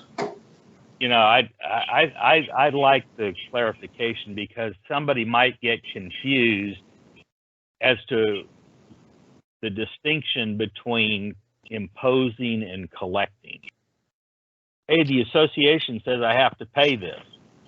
Well, yeah, but they're really not the person imposing it. It's somebody else that is imposing it. And just because the association is collecting it doesn't mean that they're imposing it. And there is a distinction, and by being silent, I think you create more confusion. May I ask what happens on a fee that is not imposed by the association but collected by the association if I, as a homeowner within that association, choose not to pay that fee? Am I subject to the same foreclosure possibility as HOA dues? Possibly. That's a fact-specific question that would, depend on the governing documents of the particular HOA, Charlie. Yeah, well, what I'm getting at is if it's an enforceable collection by the HOA, why shouldn't it apply in this paragraph? Why shouldn't it be prorated? Aaron, what's the example? Is it Lennar Homes in the Austin area that has something like that? That sounds familiar. I do know that, for example, the education purposes they have, for example, they have a scholarship fund for the local elementary school even, and maybe to supplement some things at the local elementary school or whatever. And those are part of, that were formerly private transfer fees for that purpose. And so when they create a master plan community, this was a feature that was existing. And then when the legislature said, we're not going to have these private transfer fees, we'll allow this very limited purpose for private transfer fees, but we're going to call it something else. And so that's what it looked like. But it's definitely yeah, and it has to be a 501c3 organization, Charlie. Yeah, and I think that to get to Charlie's question, that I think that's the distinction. I think in that instance it would be the 501c3 for closing, which is a separate entity than the HOA. It would be a entity created for the purposes of collecting these funds and using these funds and distributing scholarships or whatever the function. So we do not want, and I'm simple here. We are saying that these fees should not be prorated. Should not be prorated, should not be included somehow. Yeah, I think I'm trying to figure out. Charlie, there are two issues that could pop up, let's say. One is where the association does collect the private transfer fee, and then there's one where the association does not collect the private transfer fee. So by dealing with private transfer fees separately, it eliminates that confusion. So you could have, we could take Brian's language and say that this paragraph applies only to association imposed fees and not to, and then just say private transfer fees. Period. Will that confuse people though? Because this is, the addendum for homeowners, for an HOA, and private transfer fee has nothing to do with an HOA, and you don't know how many times we have to tell people that.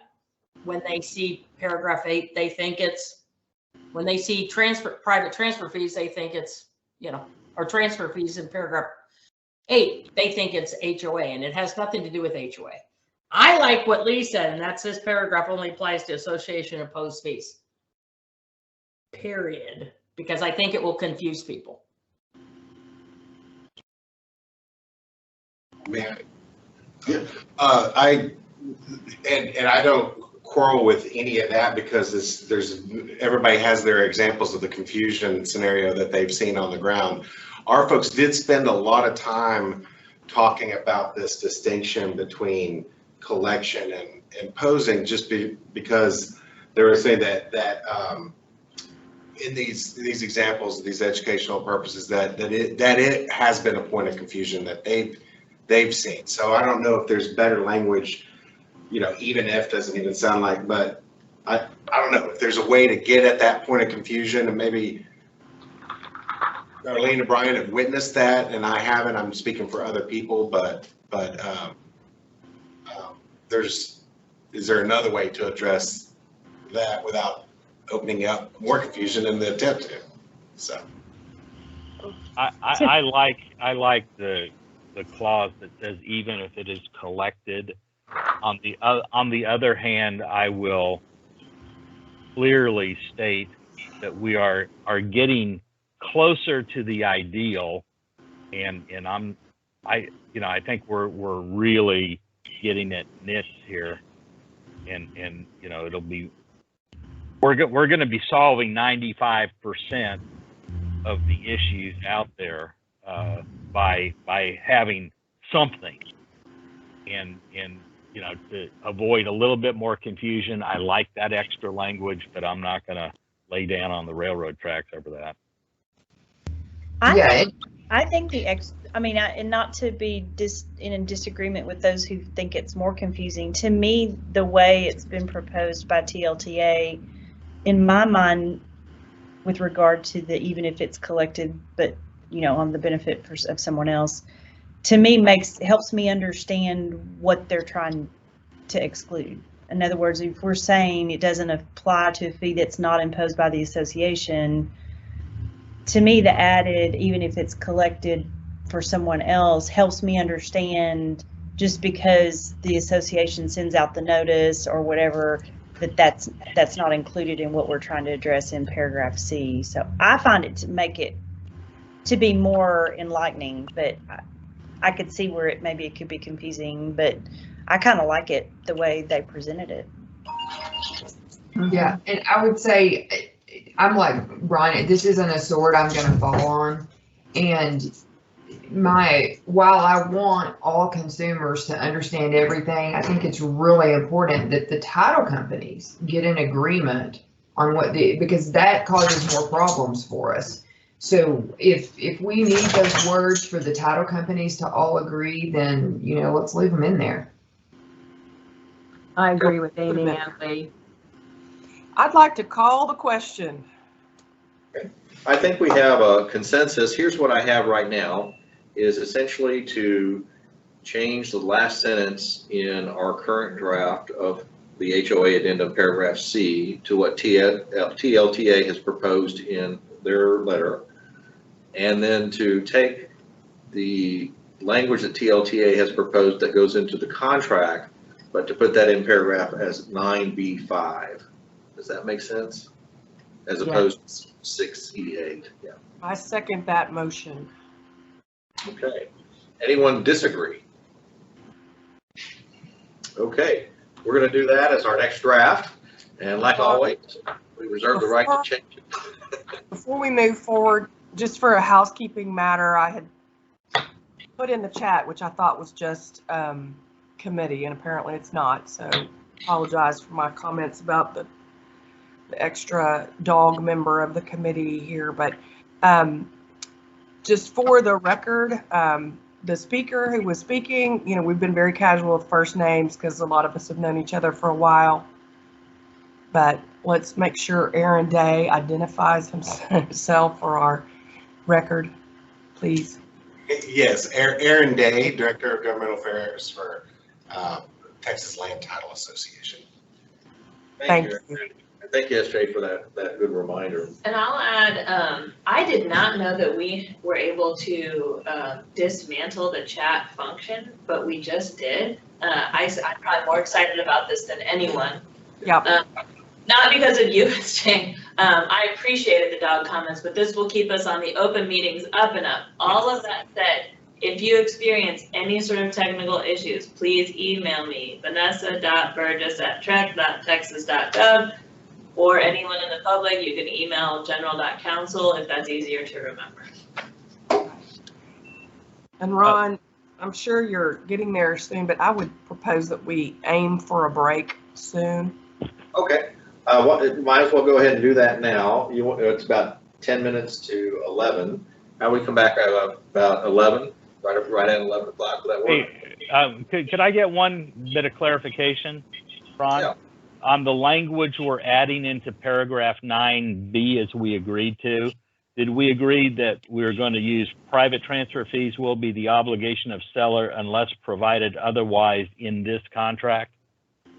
I'm okay with that. I did state, though, however, as suggested by a TLTA, so that's a good clarification. So we'll go ahead and put it in that way, Brian, for the draft, without the reference to the recorded document.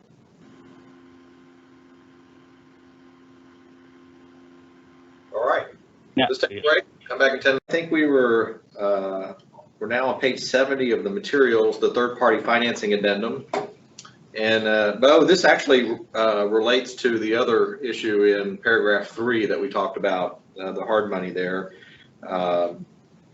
And so we've added a new paragraph G in the draft here. If anyone has any comments. When I looked at this, I raised the question here of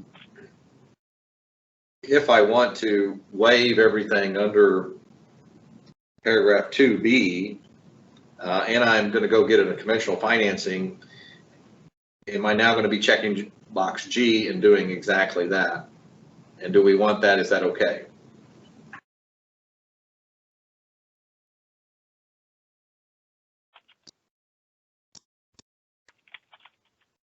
What is G alluding to? What why did G appear is what my question is. That would be the private financing, for example. This came out of the hard money. Okay, hard money loan? Okay. Group All right. that got together, and we were trying, there were requests from the public actually to try to deal with this at prior meetings, because there is more and more prevalent out there what we're calling hard money, other money Okay. loans. That's what I thought. Cash but I that's not wanted cash. clarification. Sorry.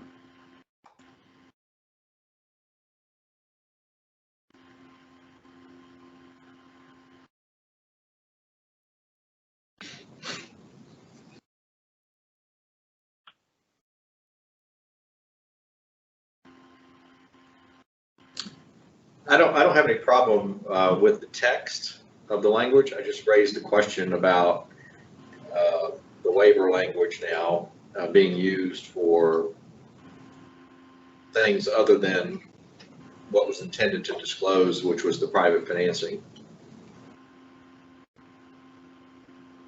Explain that some more, Ron. So let's say I'm just going to go get a regular loan at my neighborhood mortgage company, and I want to waive everything under 2B, which right now I have to, attach some lender stuff, and I'm not necessarily waiving things under 2B. But now, if I want to, I'll just take all that risk, check box G, just waive it all. No, you can't do that. If you're going down to your neighborhood mortgage, that's a conventional financing and it has to be disclosed in one. So And what conventional financing is a word of art, though. It's not. Well, that was your example. So pick another example. No, I'm just saying is the word conventional financing it's not a defined term, conventional financing. All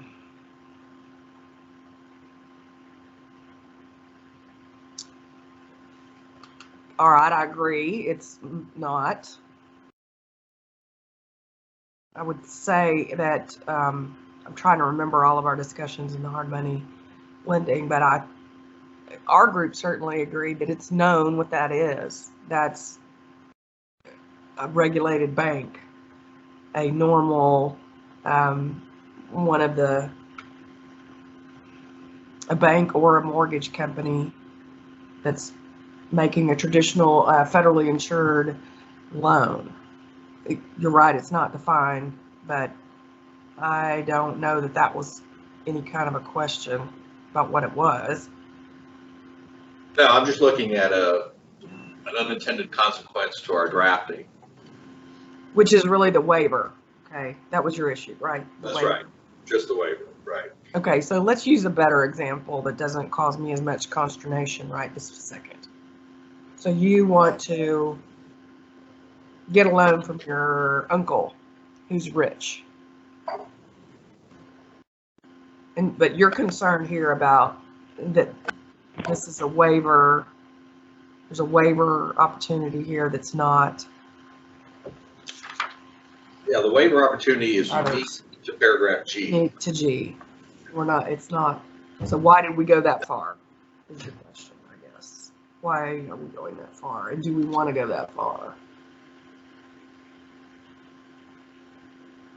So Because Ron, we I have a don't question. provide an opportunity for somebody to waive out of the conventional financing addendum. But why would they bother to put on the financing addendum if they're not relying on it? I think our consensus at our last meeting was that the 1G loan is just a unique animal all unto itself. And while 2B is always appropriate when you're getting some sort of institutional loan, it's not necessarily appropriate with a 1G loan. And so we just wanted to give parties the power to contract to have the waiver or in those situations. If you're going off the reservation and getting something from Bank of Mom and Dad. And I think a concern at our last meeting that came up is, what if mom and dad just decide not to make the loan and they are the quote unquote lender? Do they have the same right to make that decision as the lender would, based on insurability, appraisal, etc.? If I check box. Right, I'm not sure we wanted to give them. Well, I have a question.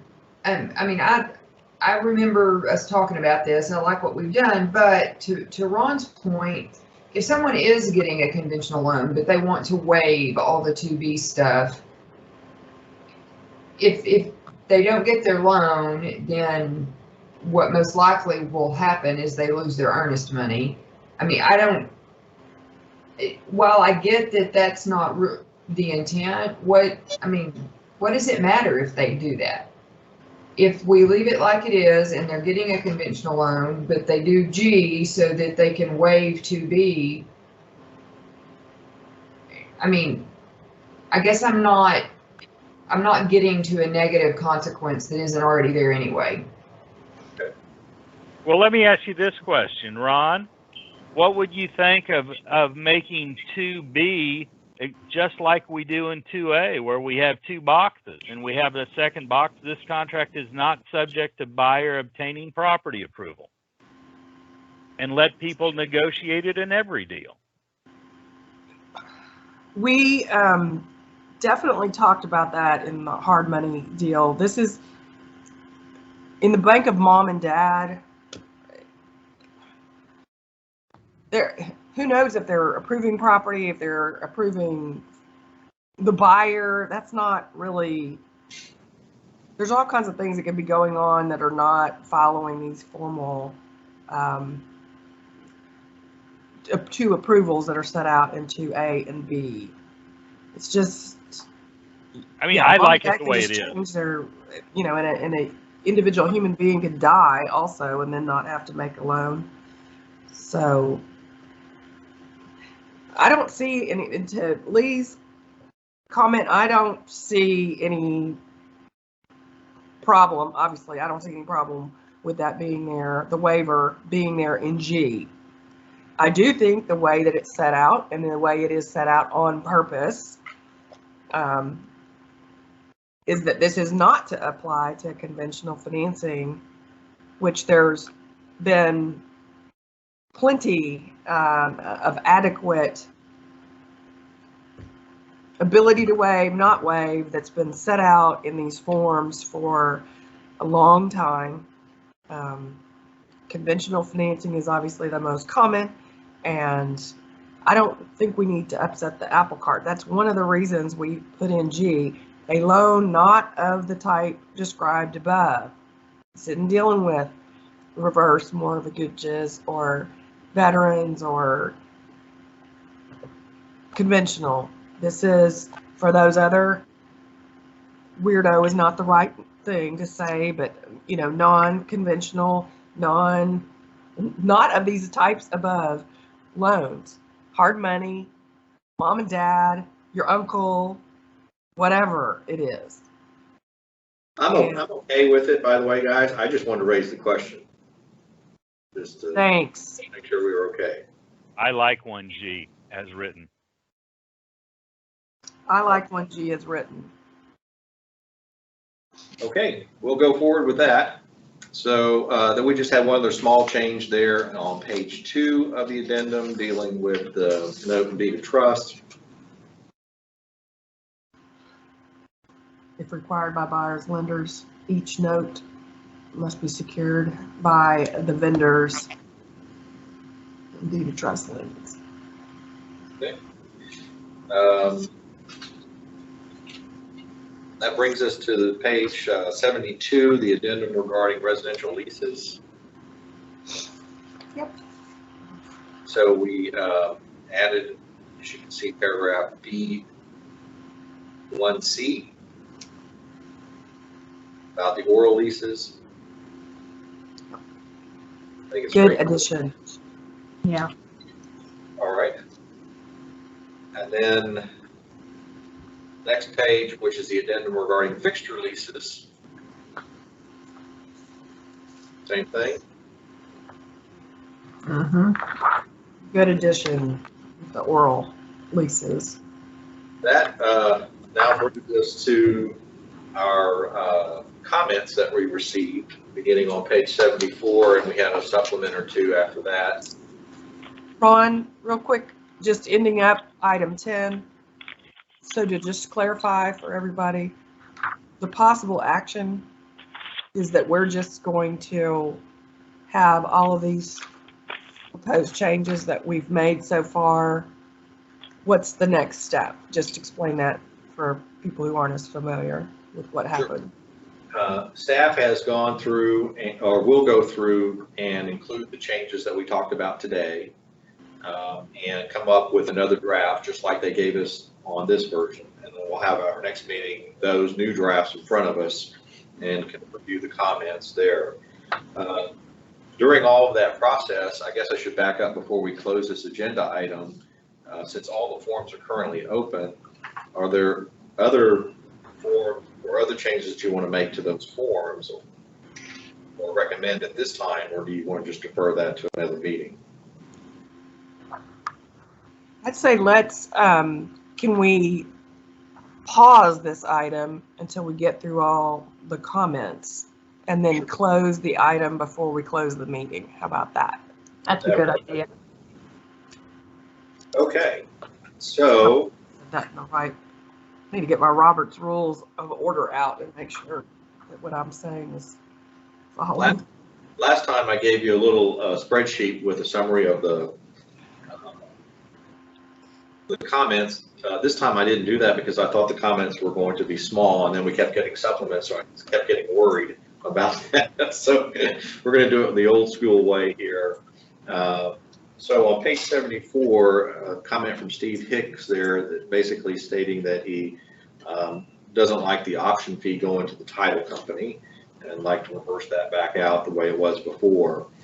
Does anyone want to discuss that item or bring that one back up? No. Then the comment from Joan Klausner. She wants to require a shorter time period to deliver the option. I hadn't heard. I mean, I assume there's always problems no matter what we draft. Well, yeah. And keep in mind the comment by Steve Hicks and the comment by Joan both presume that the option fee was either not paid or the check bounced. In that instance, they don't have the option to terminate. Right? So I don't think it's they don't want to enforce the contract, but there's no way to secure absolute compliance, you know. No, and I do want to make a note too about the 3-day thing. This is a common repeated period of time, and one of the reasons it's at 3 days is because it accommodates weekends, holidays. So that's been the reasoning behind that for at least since I've been on this committee. And Deanna James brings up a comment related to that exactly because she ran up against a problem related to Thanksgiving. So, you know, in terms of counting holidays is really what her problem was, and whether the Friday after Thanksgiving constituted a holiday. I think this is just a unique situation. I don't know if it's something that I think really raises a bigger question about looking at the calendar when looking at the dates, time periods that we're negotiating. Right. That's just a diligence question.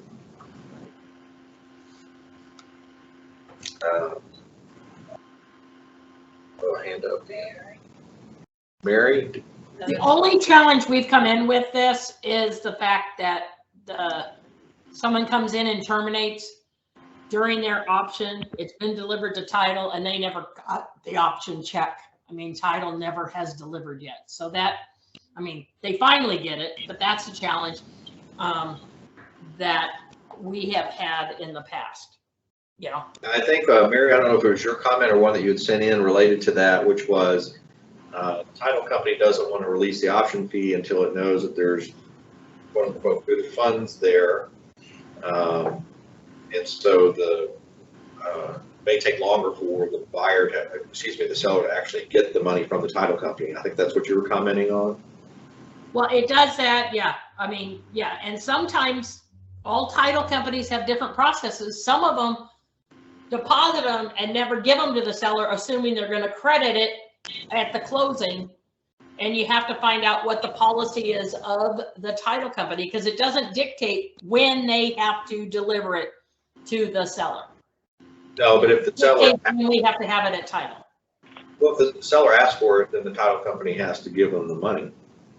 Okay, but I'm saying some title companies hold it till closing and they say, yes, it's cleared. We're just, and lenders usually want to see the check is cleared, all that fun stuff. That title company has a different policy.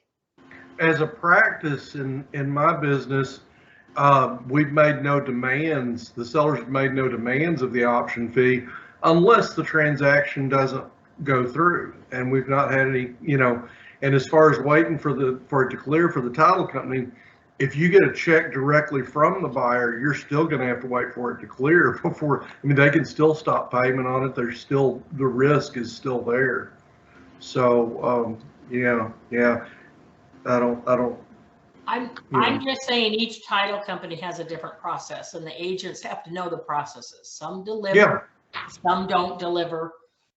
It's and I think it's all new to everybody. Nobody really knows the process. Yeah, and Mary, just to give you the title company perspective, one of the greatest pain in the rear ends that a title company has is people who don't cash checks. And if you have a $50 option fee check, a lot of people won't cash the check, and then the title company has to account for it, et cetera. And so the default reaction of a title company is, hey, if it's a nominal amount, if you want the check, we'll give you the check. Otherwise, we'll give you a credit at closing and you'll get your money that way. Do you care? And most people say, nah, I don't care. Just give it to me at closing. But they'll do it however the customer wants. I agree if everybody did it the same way. That's all I'm saying. All title companies have their own process. Let's get back on the agenda here, and I want to make sure we address Deanna James' question, which is what constitutes legal holidays. And I think the way we're going to address that is the way that we've done before. And Ron, if you want to, can we sort of reiterate the position? Yeah, let me back up just 1 second because Lee had her hand up on. Oh, I'm sorry. Didn't see that. Mine was the same as SJ. Where are we going to put out there what is a legal holiday? Because amazingly, it's confusing. Well, clearly there's provisions, I think, in the government code, if I'm not mistaken, that define the Texas holidays, and so that you can reference that. And then I think you can also look on the federal level which holidays are there. So those statutorily defined holidays are considered to be the legal holidays, I think, for the most part. So as long as you can point to one of those authorities, that's what those are. And we can. Is it possible to post that list somewhere? We've talked about this a lot in the past. It seems like it comes up every other year, and thus far, we have taken the position that we don't need, that's redundant. We don't need to do that because it's, the U.S. government is going to post their holidays and the state of Texas is going to post their holidays. And there may also be, we didn't talk about, but a particular municipality may have a legal holiday that affects the banks or title companies or businesses that are in that location. So, we have new Trek staff since the last time we've talked about it, but the problem with one agency reposting a bunch of stuff from another agency or another government unit is one, what if we're wrong, at some point? What if the link is broken? We have roundly decided in this committee not to do it before, but I see that our chairman, Scott Kestner, has his hand up, and I think his comments would be most welcome and appropriate right now. All right. Scott and Mary, your hand up as well. All right. Thanks, SJ. You know, when we teach it, if the title company's closed, it's a holiday. Right. One title company here might be open Monday, one might not be. And if they're not open, you can't deposit. Well, if they're open and they don't deposit, then they claim, well, that's a federal holiday. So I think not making a list is accurate. You know, if they're open, deposit it. If not, because we have different holidays in El Paso. We have, you know, certain holidays for cities. So that's the way we approach it teaching. That's the way we approach it in the practice. I would hate to have a list, because if they are open that day, then it should be deposited. And that's just the way we approach it in the field. Right. Thank you. Yeah, and to give a little bit more color, I raised that when we were originally drafting this language, what is a legal holiday, and I got a bunch of eye rolls, and there goes Brian again. But everyone just said, hey, you know, that's not a problem. Come on, you know, 95% rule. Don't worry about it. And I don't think in practice, it's not been a big deal. So the eye rolls were justified. But let me tell you, if you want to start talking about state holidays, I just looked it up. You know, next week it is a official Texas state holiday that it's going to be Confederate Heroes Day. Okay, is that a holiday? What we don't want to necessarily be getting into the business of defining what is or what isn't. Right. Barry, you have your hand up, and you're muted. Sorry, yes, I was just gonna say what Scott said, because we asked about Houston and stuff when they had, you know, the flood and stuff, and the title companies aren't open. How do we handle this? And it all came down to, if the title company's closed, it's closed. We have to start counting after they're open. Hey, Bo or Tony, have either one of you ever litigated it? Yeah, this is not worth litigating. Right. The 0% rule. All right, so we'll just leave that. Question there. Maybe we could suggest to Trek staff and to the Realtor staff that if they would like to push out articles on this, this is always good educational information. All right. The next one is from Amy Wisniewski, if I'm pronouncing that correctly. And Amy gives a long comment, and essentially it boils down to that she doesn't care for the as-is clause in paragraph 7D, and then goes through her explanation as to the points why. She brings in, of course, paragraph 19 as well. I don't know if anyone has any comments about it. Am I mistaken, or what she's describing is fraud, which is not covered by the as-is paragraph? That doesn't relate, does it? Sounds like it, based on what I could follow. I agree. I think there's some misrepresentations or fraud even. I think that's, we're giving the legal answer. I will say from a consumer standpoint, I understand her concern. You know, as is. They said it's as is, but this guy lied to me. It's not as is.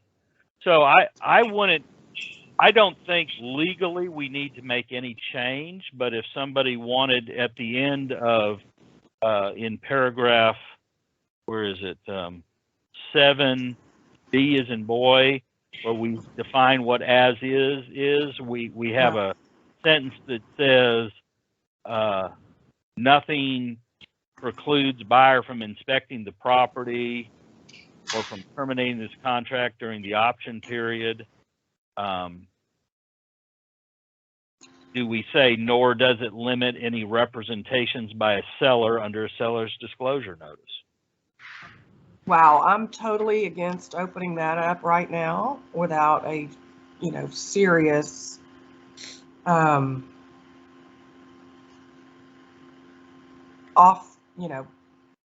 consideration with a lot of time and thought. I think that clause, I mean, the as is really important. It's a.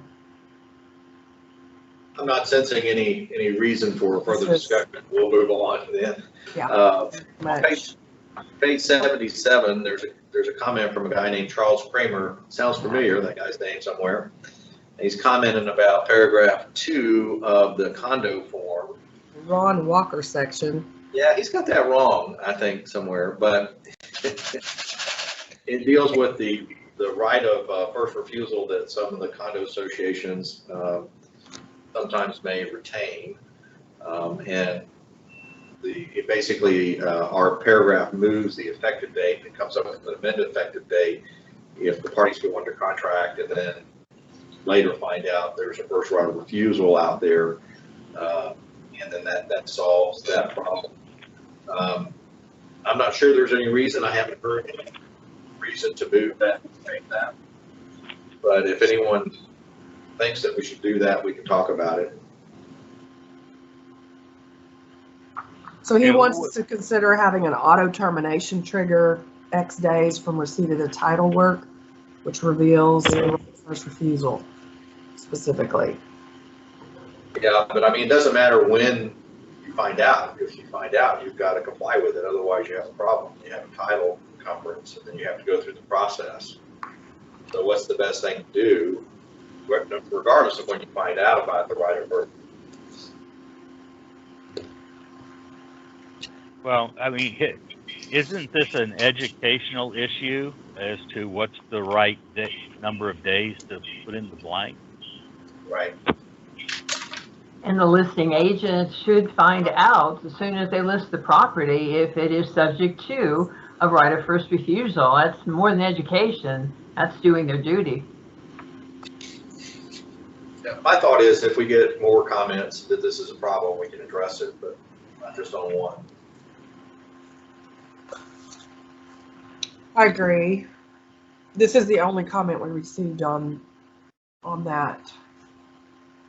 Okay, on the bottom of page 77 and the following page 78, this is Greg's report essentially on the repairs, so we've covered that already.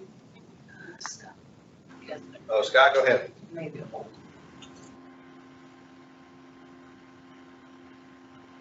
Scott, do you have your hand up? Oops. Oh, okay.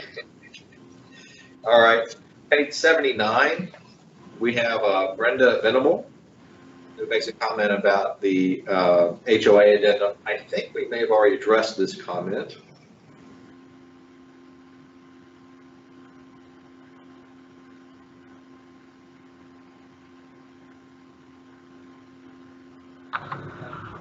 But I don't know if there's any reason we should go back and allow the parties to negotiate out dollar amounts between the two.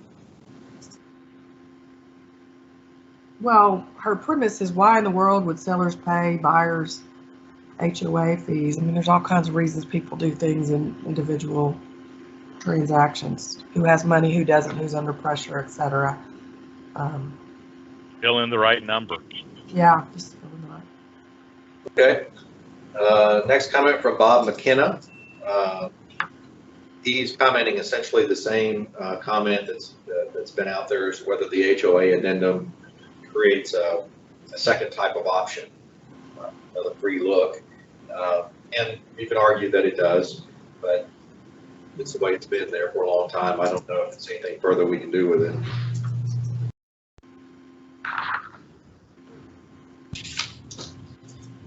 Okay, that brings us to page, let's see, he goes all the way to page 81.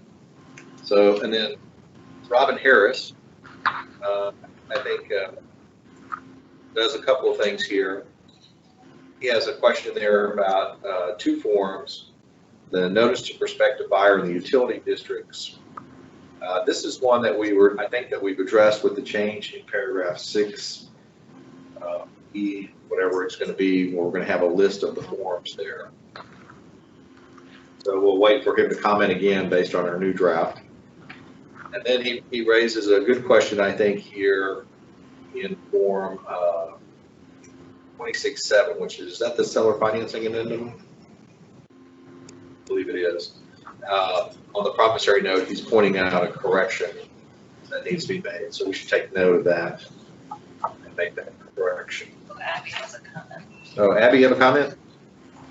I do, and it's part of Robin's comment here, but it's something that Vanessa and I were kind of batting around, and it's whether this form, OPC, Notice to Prospective Buyer, whether there is still a need for this form. It's an older form, seems like it may have been sort of supplanted by some of the language in the contract, so just kind of wanted to pick your brain a little bit to whether you think this form is still needed. And I'm happy to share it. Yeah. 1 second. And By the way, go ahead. I'm sorry. Go ahead, Diane. I noticed in the box at the bottom of the notice for prospective buyer that it discloses that this is to be used when a contract for sale has not been promulgated by TREC. I found that kind of an interesting statement for, conversation, that it must, I know it's an old form of, there must have been a reason why it was set out to be used when a non-TREC form was used. Anyone have any background on that? That might help if something still needed. I can tell you that this I used a couple of times when I sold a builder's property where they used their own form and the notice was not included. It's way back in the day, it was with the old REO forms that were out there regularly. So even FHA and VA had their own form for their REO properties. What is the harm of leaving it in our catalog of forms? Sure. Other than clutter, what's the big impetus to get rid of it, Abby? Well, I think Robin's point is that this form may need updating as well if we want to keep it, because this is the whether we need to include the PID language, I think was his comment on this form, because it doesn't currently have it. It just has the MUD requirements, but whether the PID language that we did recently should be added to this form, or if we keep it. That was kind of the question, I think. That makes a lot of sense. If it is going to be there for the use that Glenn just mentioned, that for those non-TREC forms like a builder's contract, yes, then we should have everything that we would have included otherwise, like the PID. That's a very good point. So we have, you'll notice up on this form, it uses the word approved as at the very top of the form as opposed to promulgated, which means it's a voluntary form. So my question is, as a broker, when I'm looking at the builder forms or I'm looking at another government approved form, I'm making a judgment call that they don't have something in their forms that they should have, which all raises everything else about the unauthorized practice of law. So I think this was just more of a convenience by saying, well, did you know that you have to give this notice? And by the way, TREC has one that's drafted this way. I don't know if anyone actually uses it. I'm okay with taking out of the library altogether, but I'll defer to the recommendation. Since it's an approved form by the commission, I may be mistaken, but I think it's the commission's decision and not ours to actually publish the forms. I want to maybe put a pin in this. As you know, I've got an agenda item later on that may actually be discussing a similar approved form as opposed to a promulgated form, although I called it a promulgated form, that I think the discussion may have some similarity. I don't know if we want to either hold this for that time or move up that item. And that has to do with the flood disclosure notices that were mandated by the legislature this year, effective January 1 for rental property. It's on the agenda bottom. What do you think, Ron, about timing or relating those things together? Yeah. Well, if you have an issue here on this form itself, or is there a different form that you have? No, I'm just, it is a potential different form. Okay. I would say, let's go ahead and make a decision here if we would like to do one of several things. One is to ask staff to go ahead and propose something to us next time with taking Robin's corrections and just let us look at this new OPC form and make recommendations once we have a draft in front of us. Or alternatively, pull it out of the library altogether if you want to. The other is just leave it alone, do nothing. Those would be the three choices behind in front of us, I think. I think choice number one is good, and let staff have the time between now and the next meeting to pull in any other things that ought to be included in that form if we're going to keep it, and then decide at that time we're going to keep it or not keep it. I agree. Yeah, I have something to add. I'm in agreement with SJ, that's fine. But if they're looking at it, I would say that where I've seen this form used most often has been inappropriately. So if we could add, maybe under the title, the little parenthetical that we do occasionally, and say not for use with maybe promulgated contract forms, whatever verbiage is appropriate.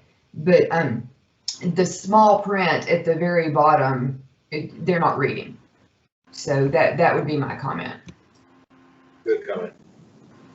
Could I make a comment too that maybe people haven't thought about? All these notices that are supposed to be given are notices the seller gives to the buyer. And all this form, what this form says is you may be required to sign and acknowledge it. I don't see any reason to update anything. The notices are by the seller to the buyer, and I don't know that this serves any purpose. Okay, I think the decision we need to make is, are we going with option one, which it sounds like lots of people want to do, which is let staff make potential changes to it, and then we can look at it at the next meeting, or not? Okay, well, we'll ask staff to do that, and we'll bring it up at the next meeting, and reserving the right to yank it all together, Brian. Ron, Or to attempt to. Yeah, Charlie, do you have a? Yeah, Ron, I've got a comment on that form. I think we need to update it. We cannot eliminate it because the very first notice in the 1-to-4 contract instructs the broker to advise the buyer to have an abstract of title looked at by an attorney.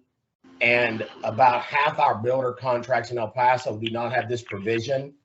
And that is a notice from the broker to the purchaser, not from the owner to the purchaser. And in promulgated, we go over it 100 times. You cannot give your opinion of title. And this is advising them to have an abstract examined by an attorney. So we use it a lot with builder contracts because we do need to give them that notice because it's the very first notice in paragraph 6D. That's a good point. That is right. That's a statutory obligation or notice, I believe, that's in the License Act that brokers have to give to sellers that we build into the form. That's a good point. Thanks for bringing that up.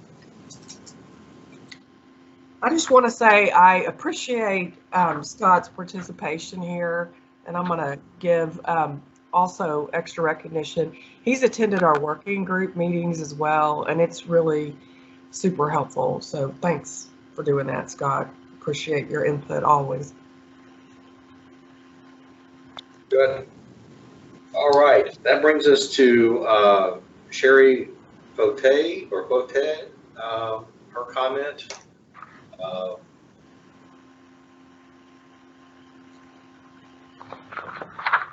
I assume here, oh, she's talking about the residential leases, the temporary residential leases. And The comment, oh, go ahead. the comment she's putting in there is something that the seller and the buyer can always mutually agree to extend the lease.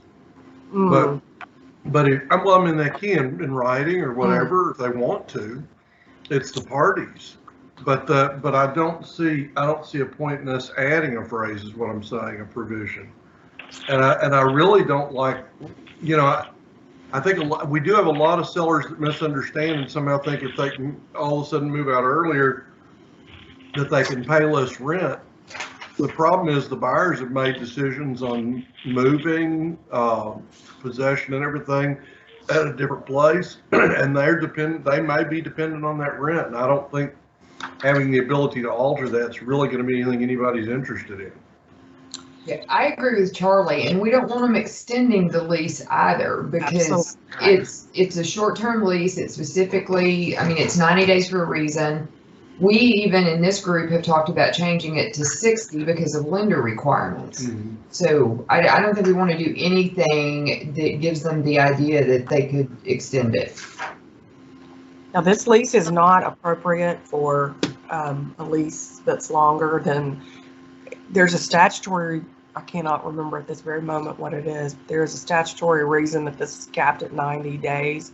If somebody else remembers what it is. It's the lock law and the lock law in the property code, chapter 92. Thank you. So we can't take that action. My only point about the potential extension is if you have a 2-week lease back and the seller wants to stay in another week and the buyer is accepting of it, they can extend that. But yes, to extend it for another 6 months is not, you know, exceeds the realms of that lease. They should, you know, by the time that the transaction has closed, the real estate brokers are out of it, and they should not be involved in it unless I agree. Property managers.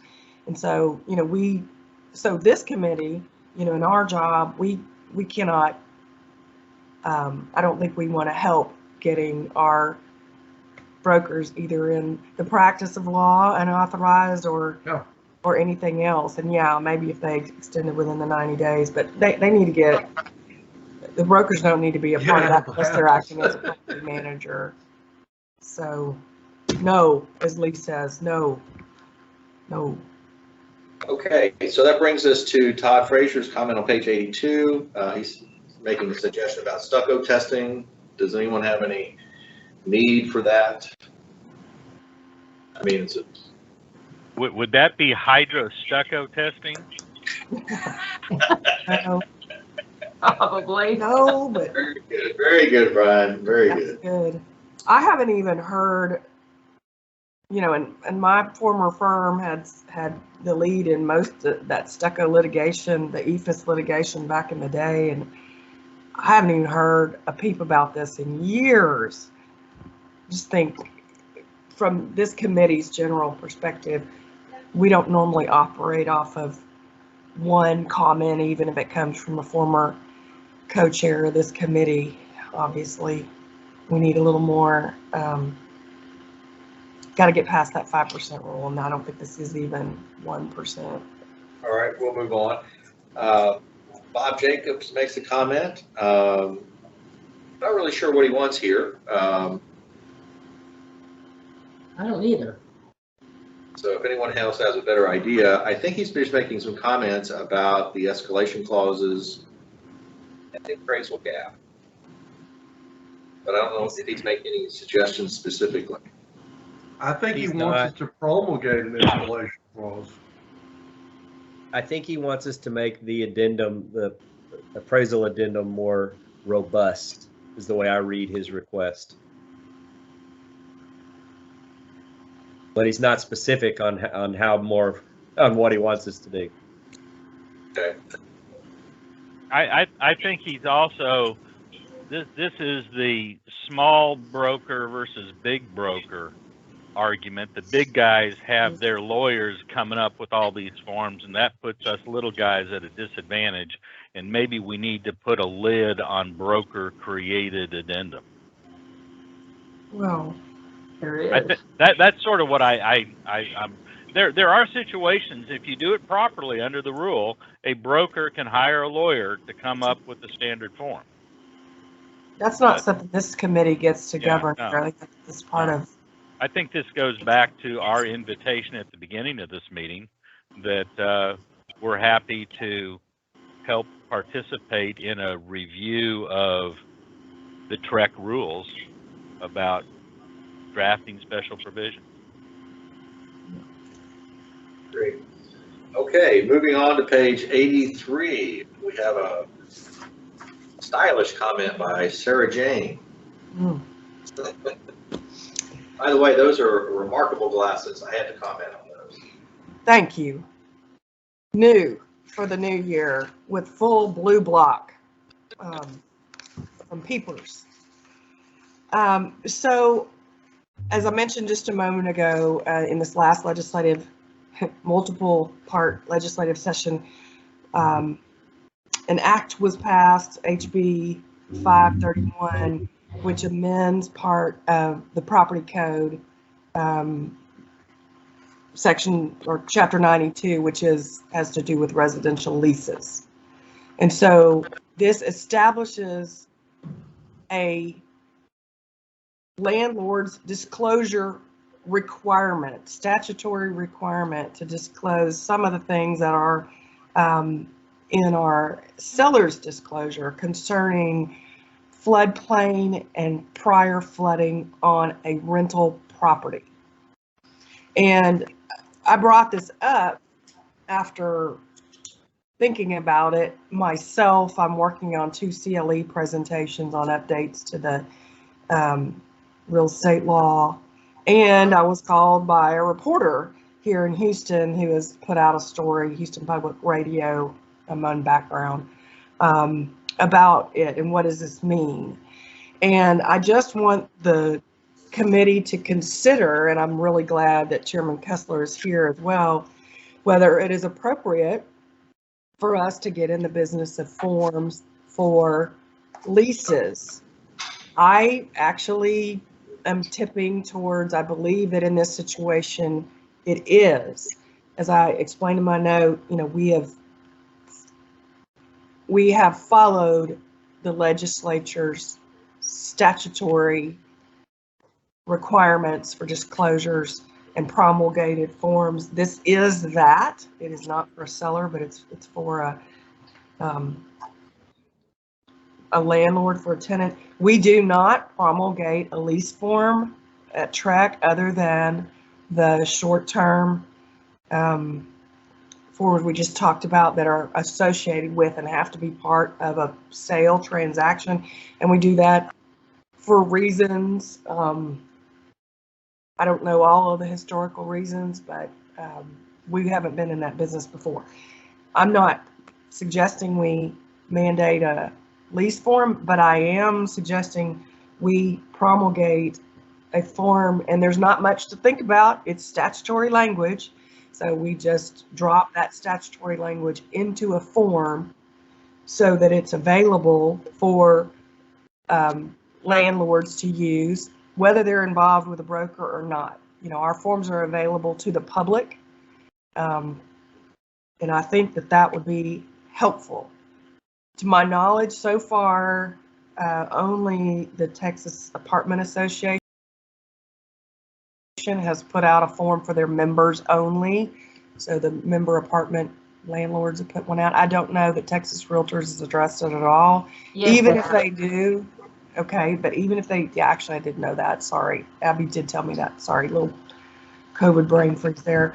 But even if they do, you know, Texas Realtors is not, their forms aren't even available to me as a licensed attorney who's a member of this committee. And I'll go ahead and lodge that objection again for the record to the world.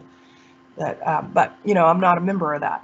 So those forms aren't available. There's not publicly available forms. We are the public agency. TREC is the public agency charged with real estate matters. So there's my plea.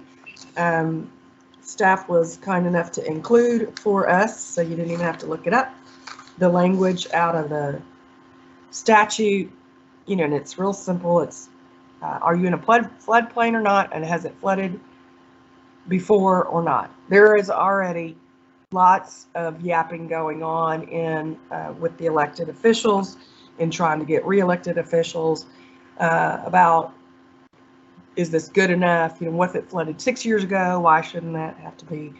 But this is the statute as it exists. I propose that we create a form.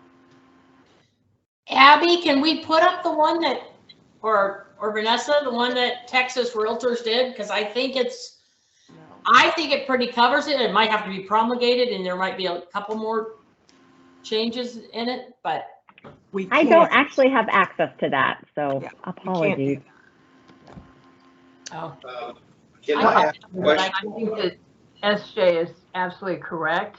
There are, 50,000 license holders who are not members of the trade association, and something as important as a House bill that is giving disclosure to the consumer, a tenant, about having flooded before. I think it's an excellent idea and appropriate for TREC in this committee to provide that kind of form.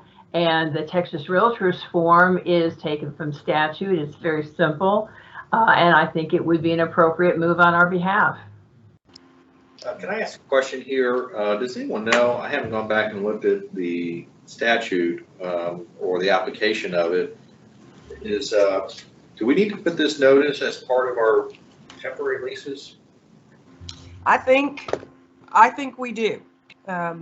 So it is not, it's not retroactive to any existing leases, but it's any lease that is signed from January 1 of 2022 on. If you're a party to a temporary residential lease, you're also a party to a contract, and if a seller disclosure is required, it's already been disclosed. Yeah. Not a seller. Well, yeah, that's a seller, but this is a separate as an attorney, it's my opinion that the lease, this is a mandatory statutory disclosure by a landlord.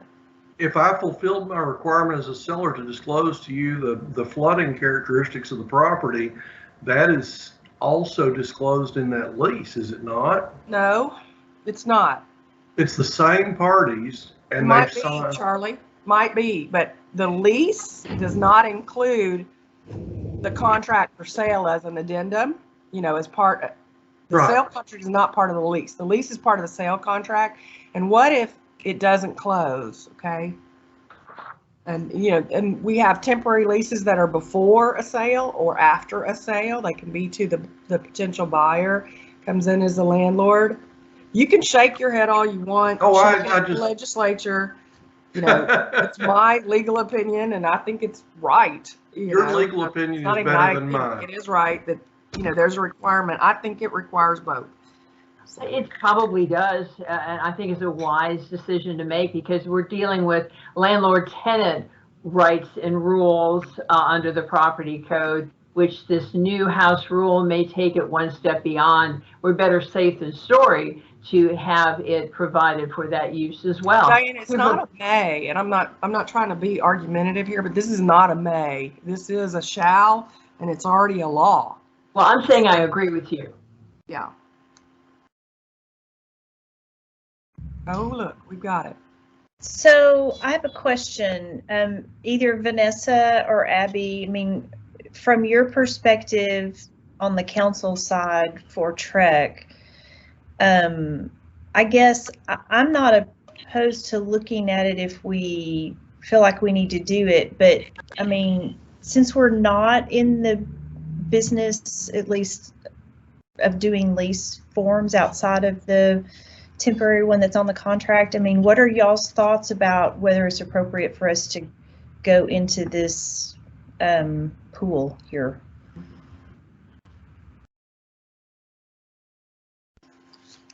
Or Ron, if you have, do you have any comment on that?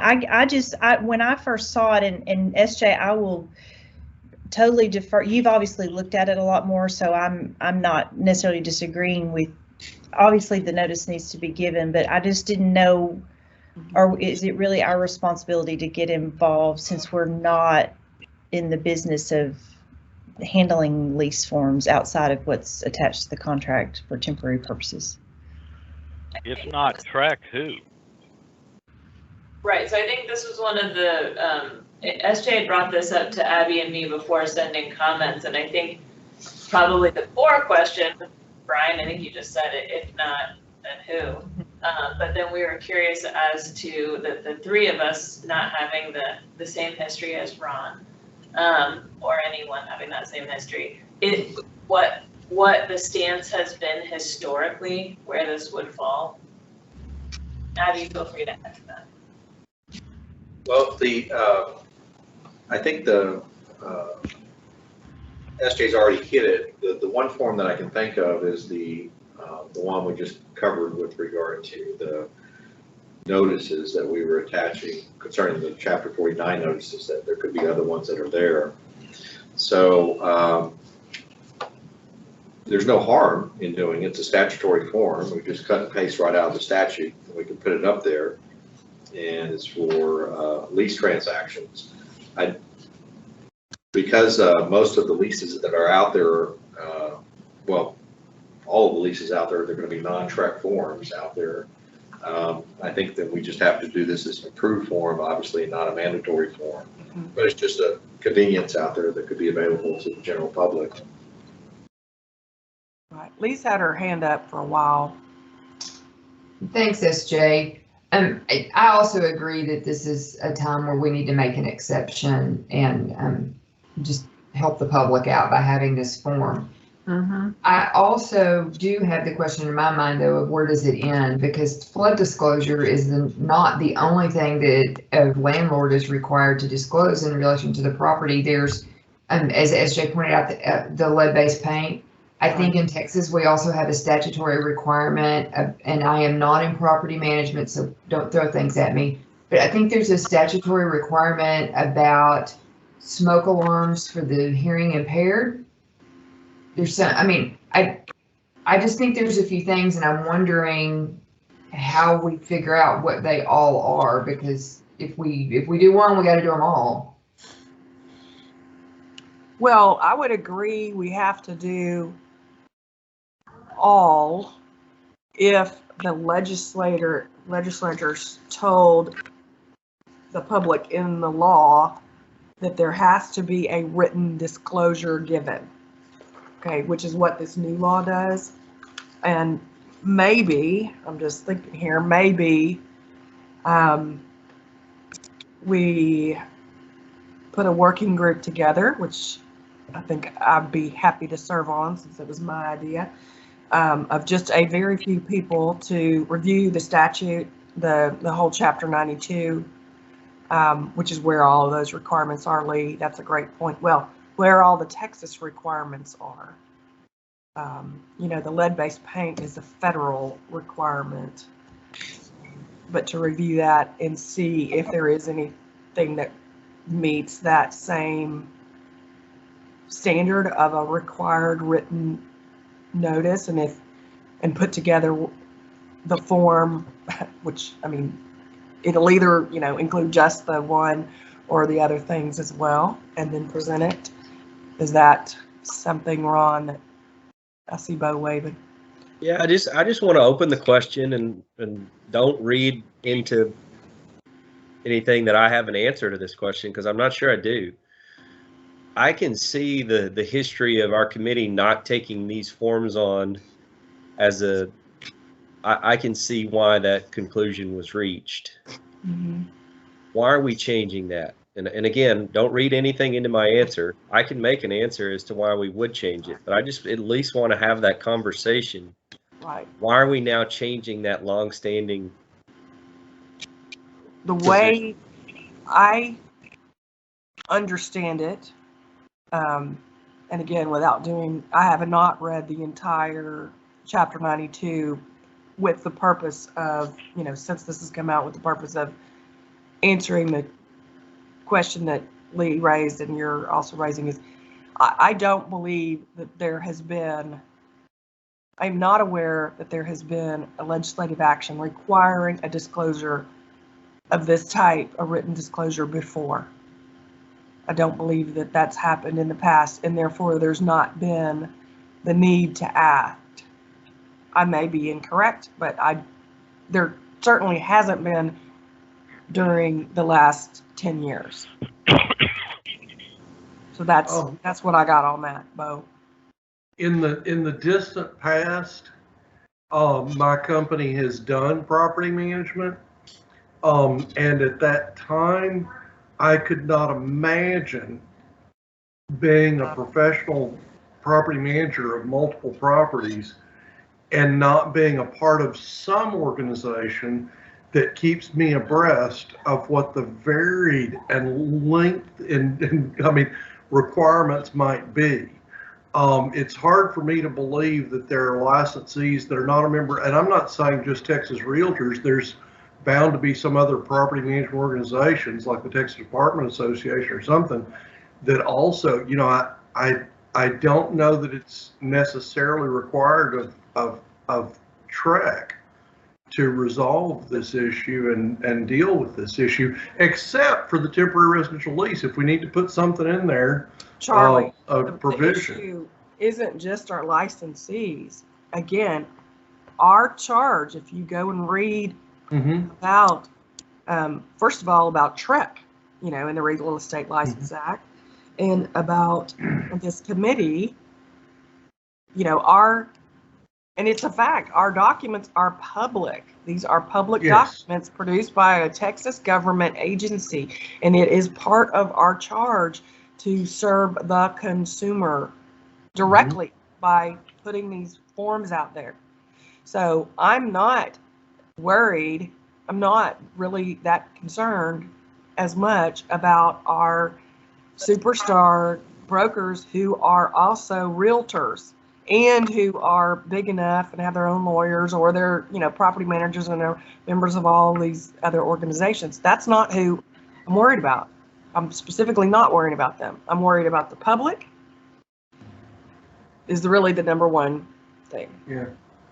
Yeah, I think the public service that we should provide in some areas, 40% of people are renters as opposed to homeowners. So that's a huge number of people in the public that would have no other. Now, how they would get this form and who would give it to them remains to be seen. But I think the premise is important. Yeah, it's the landlord, and I want to get to Scott because he's our chair, but just throwing out there too, there's lots of landlords that are not corporate landlords, that are not professional landlords. There's a lot of one-offs. There's really a lot of one-offs that I think we should hear from Scott. Yeah, and I know this is confused, but the property code 90, section 92, it's got a ton of disclosures and notices, and we've never been in the rental side of it, the management side of it. And, I'm looking at it from broker responsibility. If we start publishing a lot of forms for our property management, we're opening up for people to get outside their purview, outside their competence. I don't mind something being approved form, but if you put a group together, they really need to go to Texas Realtors and look at all the forms that we would then be required to use. I think we need to stay within our purview. I don't think it's in property management, because then we do commercial leases and stuff like that. I think we're opening a big can of worms. I don't want to open a can of worms, and again, I want to make that super clear. Let me chime in. I'm sorry, Lee, I jumped over you. So yeah, I was just gonna. I think, to SJ's point, I suspect that most of the rental agreements, whether residential, commercial, whatever, in Texas, I think the majority of them are probably the property owner being the property manager. And they have They don't know. I mean, I think about my own property. If I was not a license holder, I have often wondered how I would know the things that I need to know to lease property. And so, I do think it is appropriate for the real estate commission to provide, an available form. Not promulgated, and I don't think that the license holders are our target audience on this form that we're talking about. Thank you, Lee. And I would put a comment that I think what everybody said here and the concern about jumping off into an area that's going to lead us down to a bigger hole. Yeah, I'm persuaded by Charlie's comment that what we need to do is go and find out whether or not we need to publish this form because of our residential leases, our temporary lease forms. I think that's the first step we got to find out. And then if we do, then we do need to push out this form for that purpose.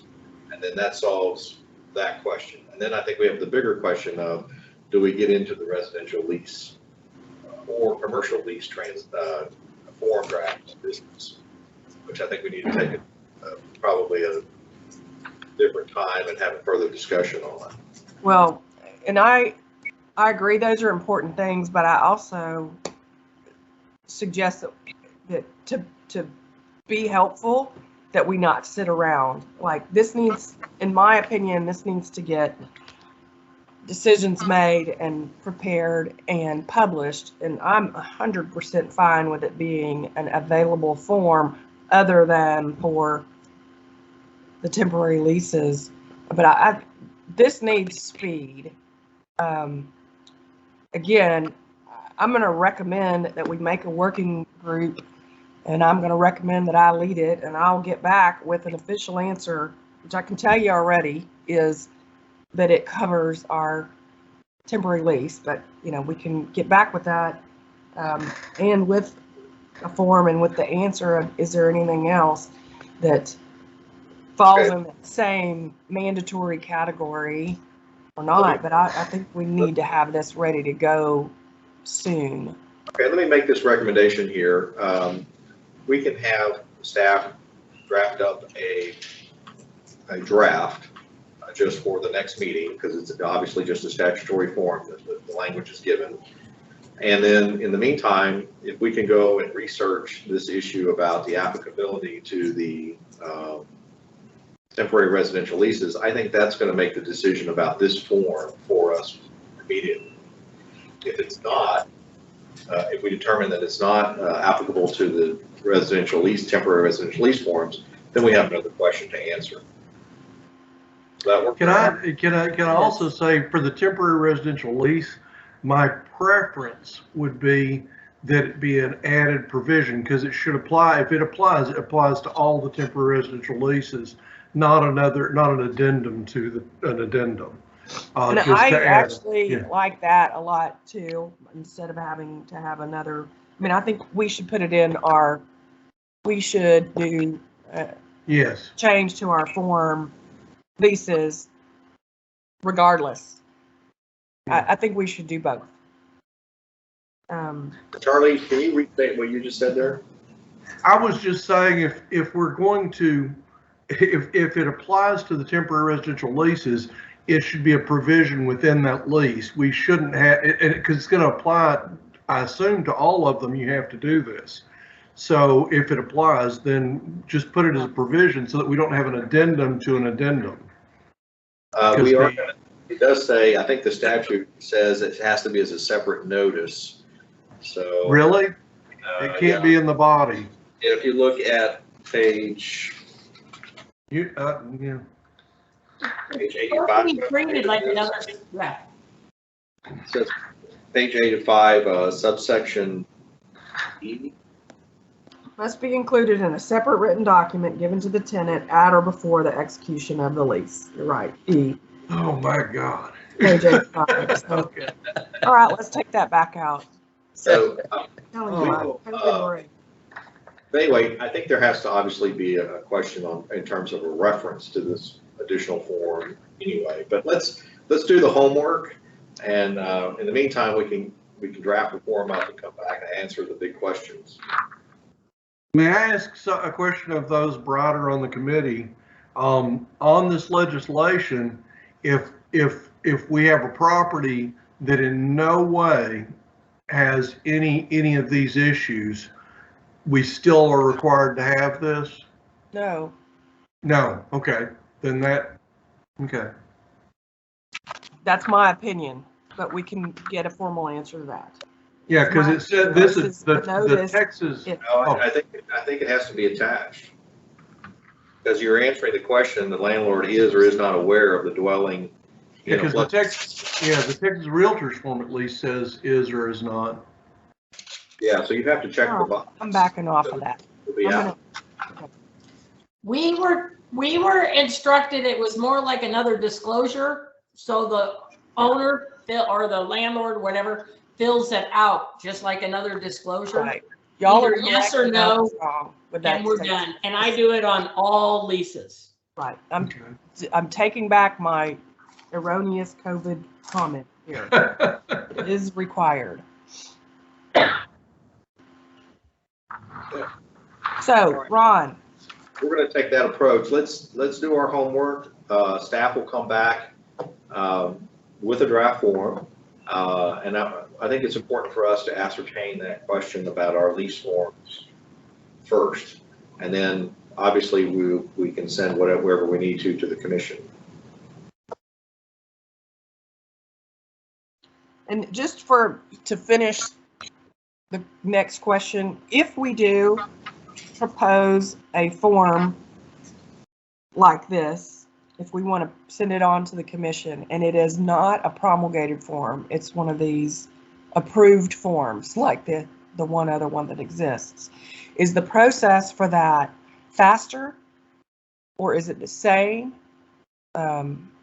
We could ask Vanessa here if we believe that there's an emergency. If there's an emergency, in her opinion, then she could propose it to the commission as emergency rule making authority, and then promulgate that for that purpose, and it would be done quicker.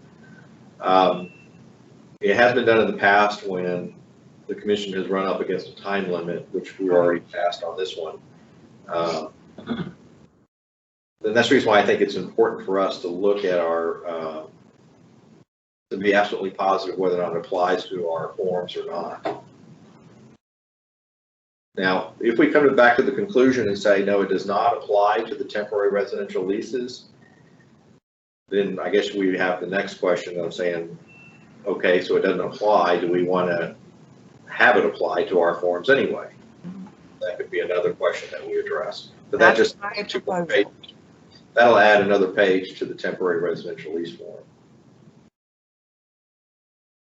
Yeah, and I think I do think we ought to publish it anyway, not promulgate it, but publish it anyway. And I do also think that it's urgent. I think staff needs to consider it urgent. I think we missed this. I think this was a mistake that we didn't bring this up at the last meeting. And, you know, it's one of the jewels that we have here is that our on staff here is Abby, who has a great deal of experience with regard to residential lease forms and leasing issues as well. So I'm going to ask her to work with me here just in analyzing some of the issues there related to the applicability of the residential lease form, our form anyway. But I think it's good for everyone else to kind of go through and see if we can come up with our homework and come back with a consensus on that one way or the other. All right, do we want to make a committee or do you just want 13 people out there randomly doing their own? I don't really think we need a committee or a working group on this, because I think the individual research needs to be done, and then individually we can communicate with whoever we need to on these. But we'll come back at our next meeting, I think, and make a decision on this.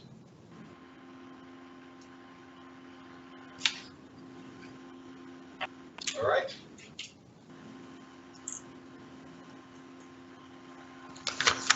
Okay, that brings us to, I believe, the end of supplement, or excuse me, our comments, but we have a supplemental comments, beginning with comments from Janice Pennick.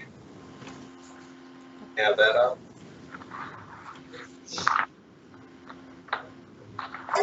And so Janice is bringing up paragraph C of the HOA addendum.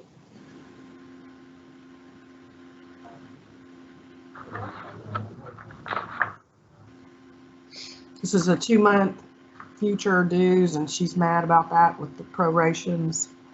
This is addressed by our changes. Yes. Okay. The next comment by Cynthia Rice. Same thing. Yeah, I think that's also been addressed. The next comment there by Kathy Faulkner.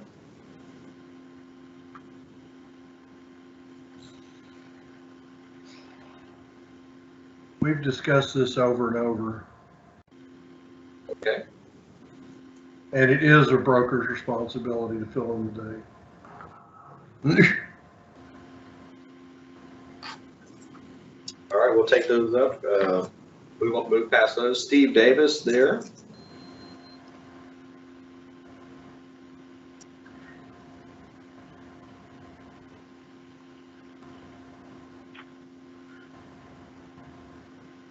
Yeah. It's not a bad comment. It's whenever I've taught classes about this, I've always had to make it clear to people, well, you're going to do another contract that's a backup contract, and that triggers the sale of other property, or the addendum for sale of other property by buyer. And so he's saying, let's call it a backup offer as opposed to just an offer. Or should it be backup contract? Just to your point, it is a backup contract. Yeah, if seller enters into a backup contract. Right, right. Well, you accept an offer and then it becomes a contract. You don't accept a contract. And the language there has been, I'm not saying just because it's there it's right, but it's been offer. Well, could you say if seller accepts a contract, I mean, just agrees to? Enters into. Because you're not interested in when it's written. Yeah, but I mean, the key question here, or the key point is, make it clear that the second contract is a backup contract. And that sort of makes I think that's his point. So if seller enters into a written backup, it's really, would you call it a backup contract? Yep. It should be offered as a backup contract. I think that what happens is that there are offers that are made many times, and then without signing the offer, sometimes what happens is that the notice of the addendum is given. I think some of the practical applications that take place.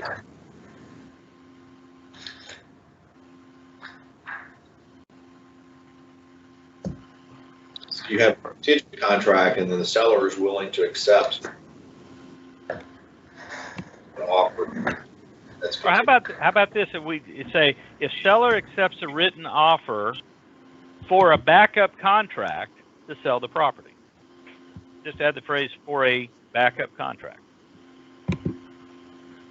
Well, that's a little redundant, isn't it? Yeah. Let's just say they, one or the other. That's what I think. Yeah, when the seller accepts the this offer here in this addendum, he's got to, if he wants to be safe, he needs to backup addendum. Yeah. I guess sometimes it may happen. I don't know. Using the phrase backup contract or backup offer in that addendum is mostly helpful to the agent or the broker or the principals to the transaction. It's still accurate to say a written offer, but it may be helpful. Yeah, and let's keep in mind, we don't need to make any change. This is educational in nature. Mm-hmm. Well, since we're kind of doing a wholesale change or a wholesale review of all the contracts, this is a nice time to do it. The heading on this form that we're looking at is Addendum for Backup Contract. It does refer to backup contract. But that's not the addendum he wants to change. Yeah, I would just like to jump in and say, I don't know that we need a change. I mean, I'm not seeing confusion on this specific issue that he's talking about. I mean, I feel like calling the 5% rule. The other brokers can tell me what they're saying, but I just don't think this has been an issue in my marketplace at all. Yeah, I think I tend to agree with you, Lee, that the writer probably had an instance where the seller said they had a backup and they didn't really. And this may be his attempt for clarification. So yeah, I would think it's a 5% rule situation. I agree. A 5% education issue. Everything's education. We just get them to do it. All right, we'll move on then, and to keep this in the back of our minds for the next time that form comes up for other purposes. The next one from the notorious Diane McCoy. She states here that she's unsure about how to raise matters before the committee. You're doing a pretty good job, Diane. Well, I didn't know how to get things on the agenda, but now I know, thanks to Vanessa. And I pretty much have already commented earlier on when we were talking about the Mud District form and the PID addendum in Section 6, that I really hope that as we move forward as a committee, when we make suggestions for revisions in the contracts the next go around, that we do give equal importance to the risks that the consumer has when they don't have the notice presented to them by the agent or otherwise. In so many instances in the contract, we are so clear on the buyer's right to review, to receive. What happens if they don't? These two are issues that are statute. They're so important. And yet all we do is say, look it up in the Water District Code, look it up in the Property Code. I think we owe it to the consumer and to the license holder to be as clear there as we are on fixture leases and other things that have been developed, bringing us into 2022. And so I would just like us to consider more wording for clarification. These are, in my experience as a compliance officer and as an instructor, the areas of confusion that our agents have. Well, it doesn't say that in the contract. And I think it should. I think we shouldn't make the consumer or the agent go to some other resource when we spend so much time and words in other areas. That's my point. I think we need the clarity.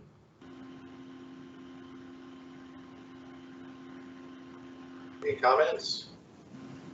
Mary's got her hand up and she's on mute.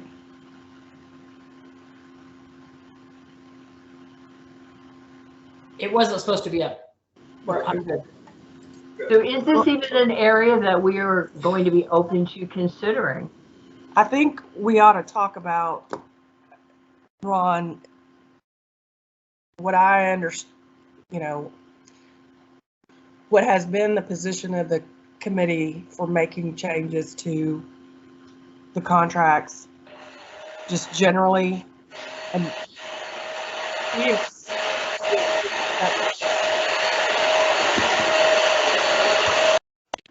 SJ, you were being obtuse here. Deleted by forces unknown. Yeah, thanks.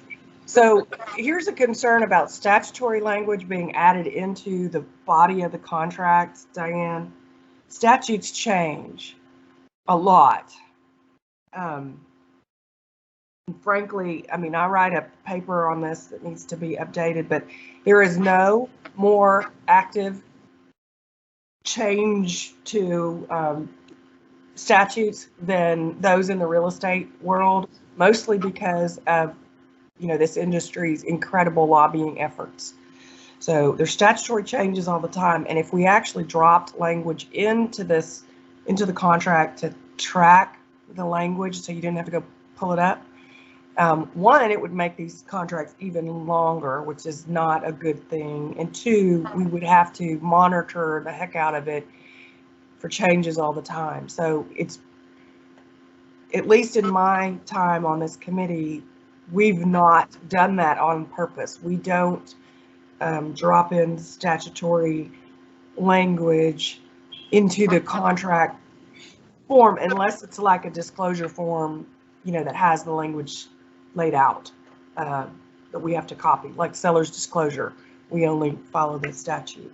So there's that issue about why I think it's not a good idea, and I believe that's the committee's, has been the committee's position, and Ron can clarify. Yeah. SJ points out, I think, a good point there, which is you have to strike a balance in terms of trying to keep the forms readable and also brief before one falls asleep in reading all the statutory definitions that can apply or possibilities that can apply. And of course, that's why we have the education out there, the commentary. So it's a hard balance. We want a 4-page contract form if we could get there, so that it'd be straightforward and simple. But if we put too much into it, then it's going to go on and on.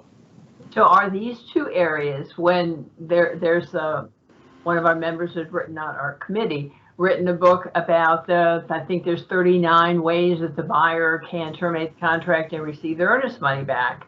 Are we leaving this out as a piece where the buyer could have a right to terminate the contract to receive their earnest money if the agent didn't provide the MUD district notice in a timely fashion, or the seller did not provide?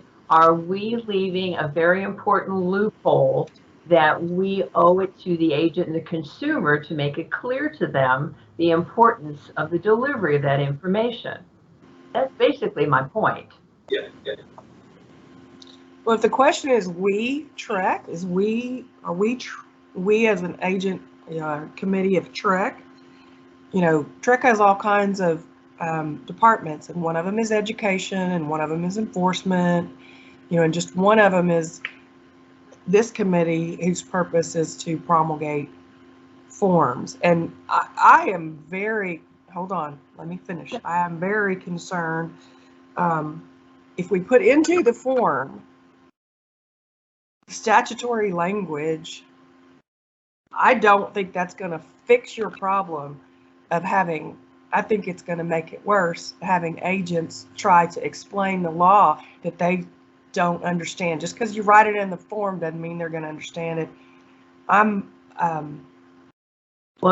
know I understand your goal and your point, and we all have the same one, which is to have forms that are helpful, but I think you just need this background of why in the balance. The statutory stuff has been it's been off limits for a good reason, which is to keep you all out of trouble, getting into areas that you're not,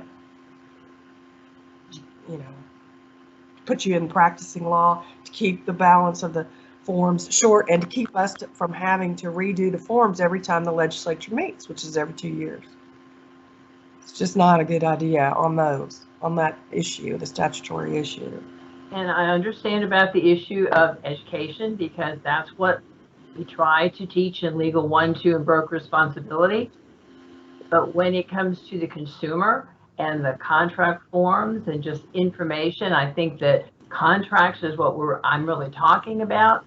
clarity in the contract for the consumer and for the agent, where did we then add so many areas where we tell the buyer, you have so many days to do this, and then if you want to change, is that statute, is that not statute? Did we choose to make those changes when addenda were created? I'm just trying to see a balance there when you have a serious issue affecting the consumer getting information and the agent having responsibility along with the seller. Are we missing something just because we don't want to fill up another paragraph in the contract? I'll make sure I'm understanding where we're heading. Well, our charge is related to forms, so we focus on the forms, but our charge is to limit controversies as much as we can within the forms. Obviously, I think what you're talking about are levels of practices with regard to what brokers advise buyers and sellers accordingly. And it opens up, I mean, like you said, there's a whole textbook on things that would be proper for advising buyers and sellers about when buying or selling real estate.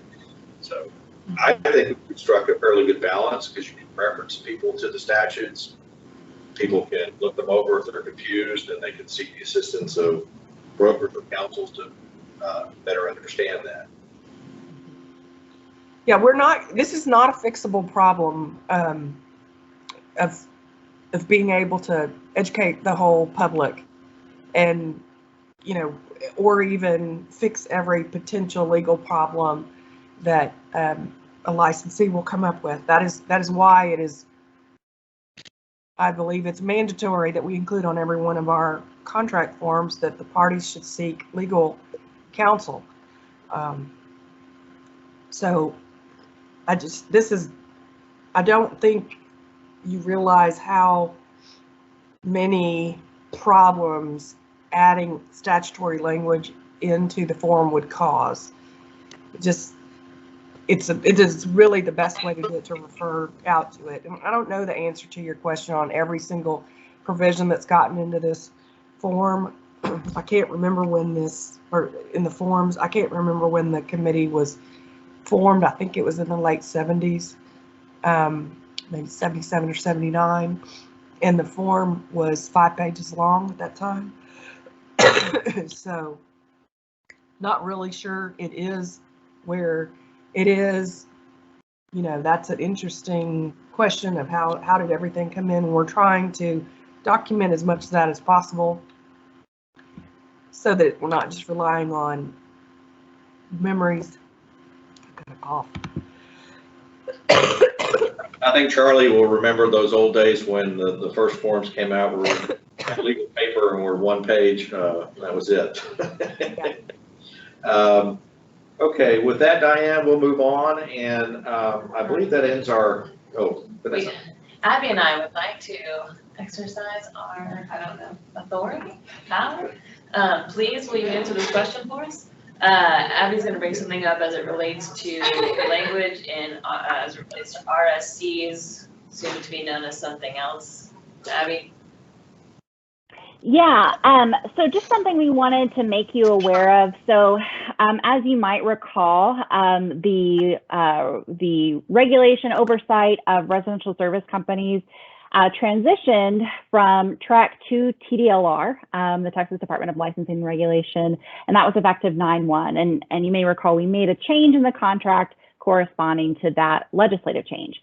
One thing in sort of our ongoing conversations with TDLR throughout this process, one thing that they made us aware of is that they are considering changing some of the terminology, and specifically the concept or discussion came up of changing the names of the residential service companies, to the term service contract providers. I don't believe anything formal has been done on that, and Mike Malloy, I think, is on, who's been in most close contact with them. You can correct me if I'm wrong, Mike. But I don't think anything formal has been done about that. But I do know that we use that term in our contract language.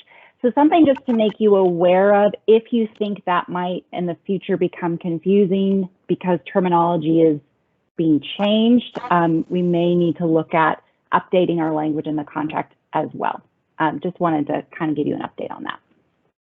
And the thought had been hopefully to do that when a lot of changes are made.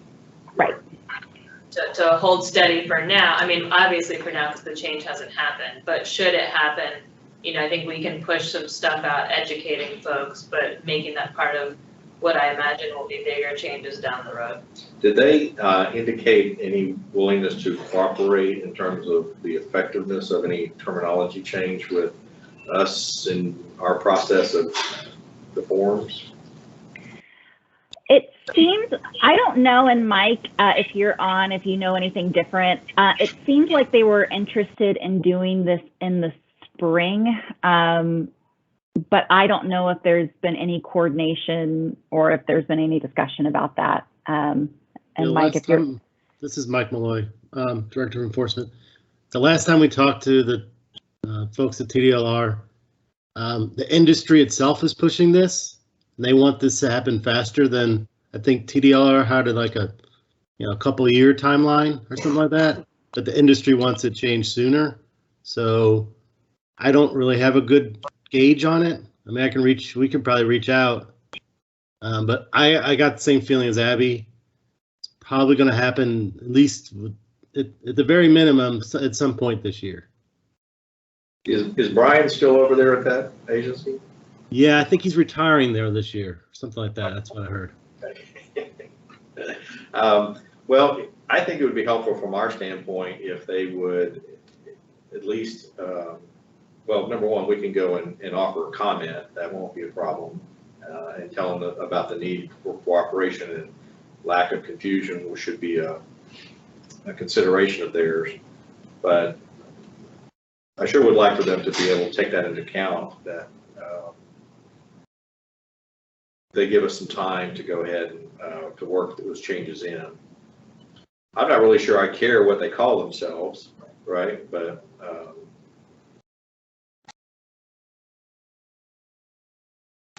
yeah, Right, it's going to start causing confusion in closings the minute that gets changed. Right. And I'd hate to put us feeling like we have to put out some changes in forms just because they want to change their name. So.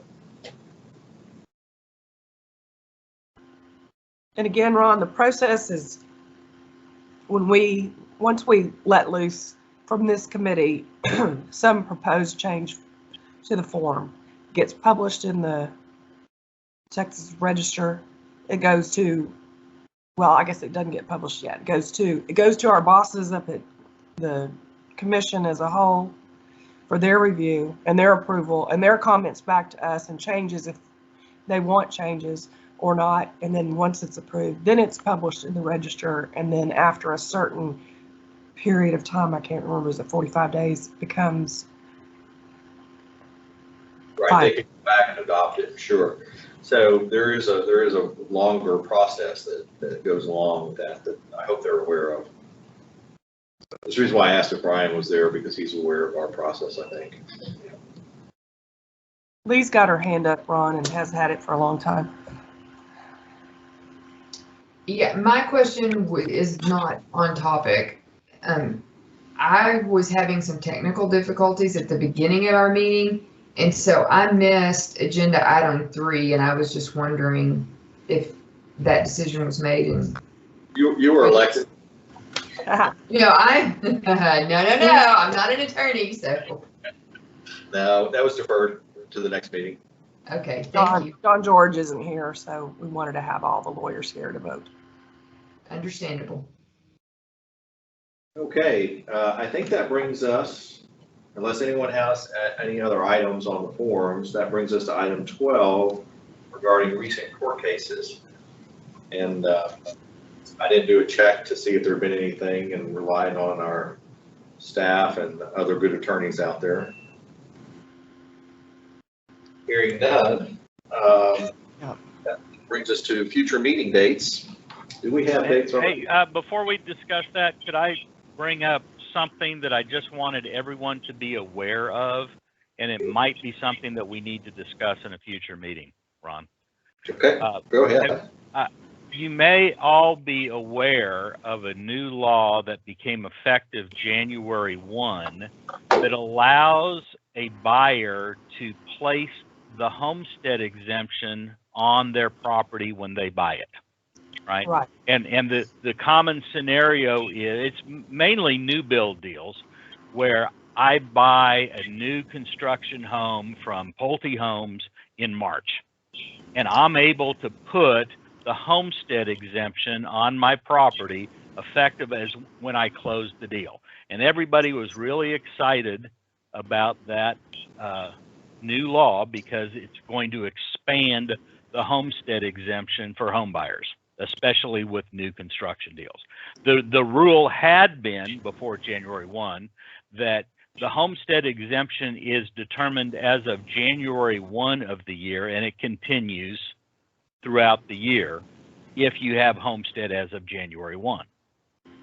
In most deals, it's not relevant if I'm selling my home to somebody, I have the homestead exemption January 1, it continues throughout the whole year and my buyer gets the benefit of it. The issue that has come up though, that we're scratching our heads on in the title industry, and we're trying to get more clarification, and unfortunately, we're hearing different answers from different tax districts, is what happens when I buy a house and I put my homestead exemption on my new house. What about the old house that I sold to somebody else?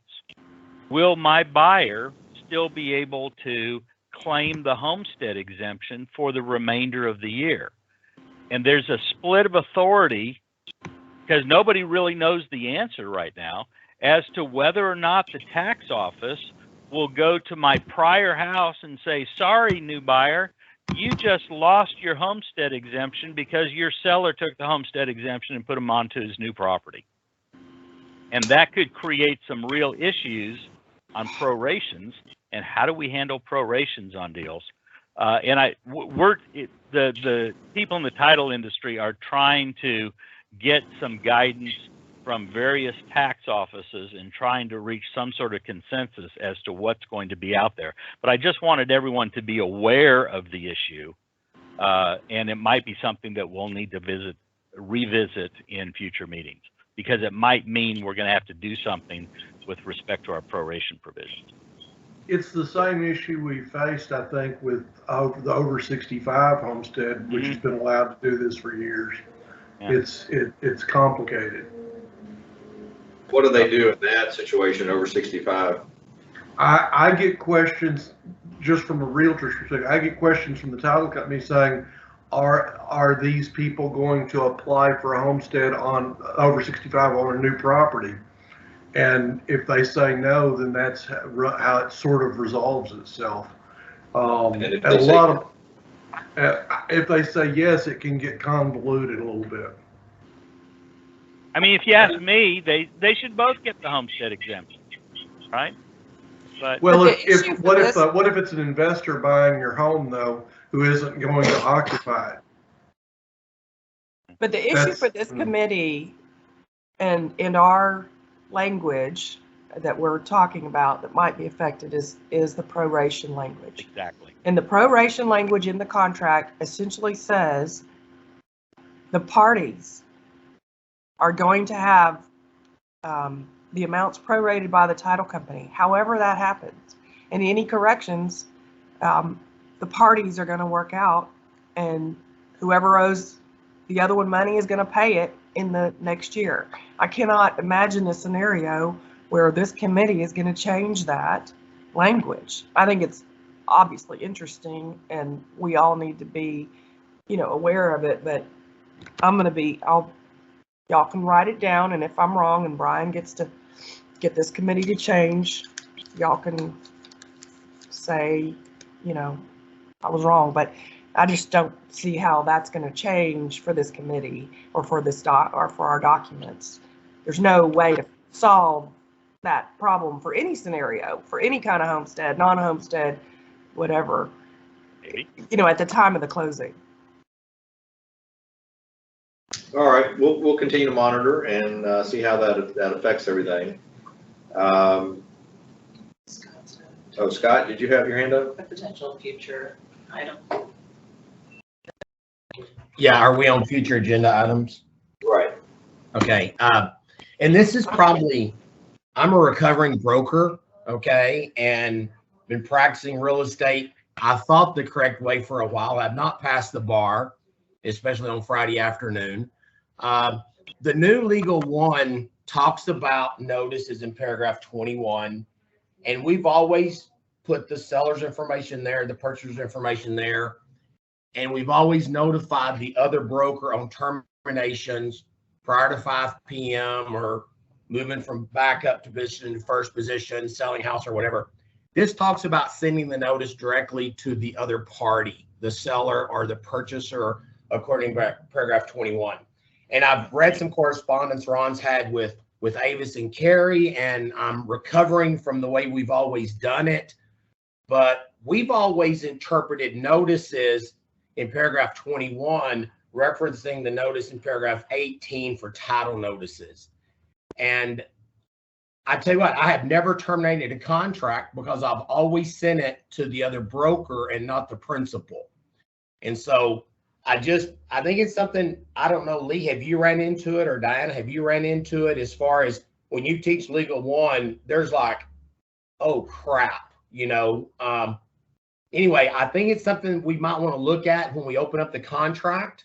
I think imputed notice, I think if the broker has received it, the principal has received it, and I'm not for sure how attorneys feel on imputed notice with this change. So just throwing it out there. We are practicing good termination of contracts and notices from this moment on.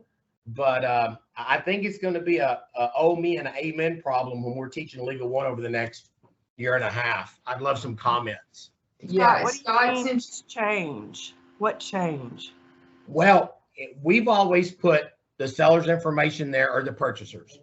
And then if my purchaser decides to terminate in the option, I send the email to the broker saying we have terminated imputed notice. If the broker knows, the principal knows. Well, Legal 1 is telling us we need to send it to the party, to the seller, and good practice is to copy the broker. And so theoretically, my seller could find the termination of contract from the purchaser before I do as a broker. Right. And so we're having a total re-education with everybody. And so anyway, but that's not a change to the contract though, right? That may be a change in understanding the way people are teaching the course. And what's in the course. The course says send it to the party in paragraph 21, which should always be your principals, not the agent or broker. Lee, you had a comment? Well, because Scott specifically called me by name, I had the same, when I went through the course with Carrie and Avis, I had the same like aha moment that you're talking about. It did take me a minute to wrap my mind around it. And I agree that that's what the contract says. I also agree that this is going to be a huge learning curve for our license holders, and there's going to be a lot of pushback. Wow. Brian? Well, first of all, whenever I've given people advice on how you give a notice, I say, especially for something as important as termination, don't give the other guy an excuse to say you gave a defective notice. Send it every which way you can so that they don't say that. But when I interpret paragraph 21, I think that first sentence really should be bifurcated. It first says all notices from one party to the other must be in writing. That is mandatory. The second part of the sentence does not say that it's mandatory. It says they are effective when mailed to.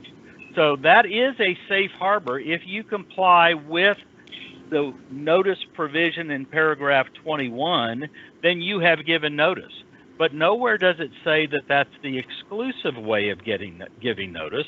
And there's a general principle that notice to the agent is notice to their principal. So you would have a hard time to say that you gave my agent notice and I didn't know about that. I received notice. Now, having said that, give notice to everybody.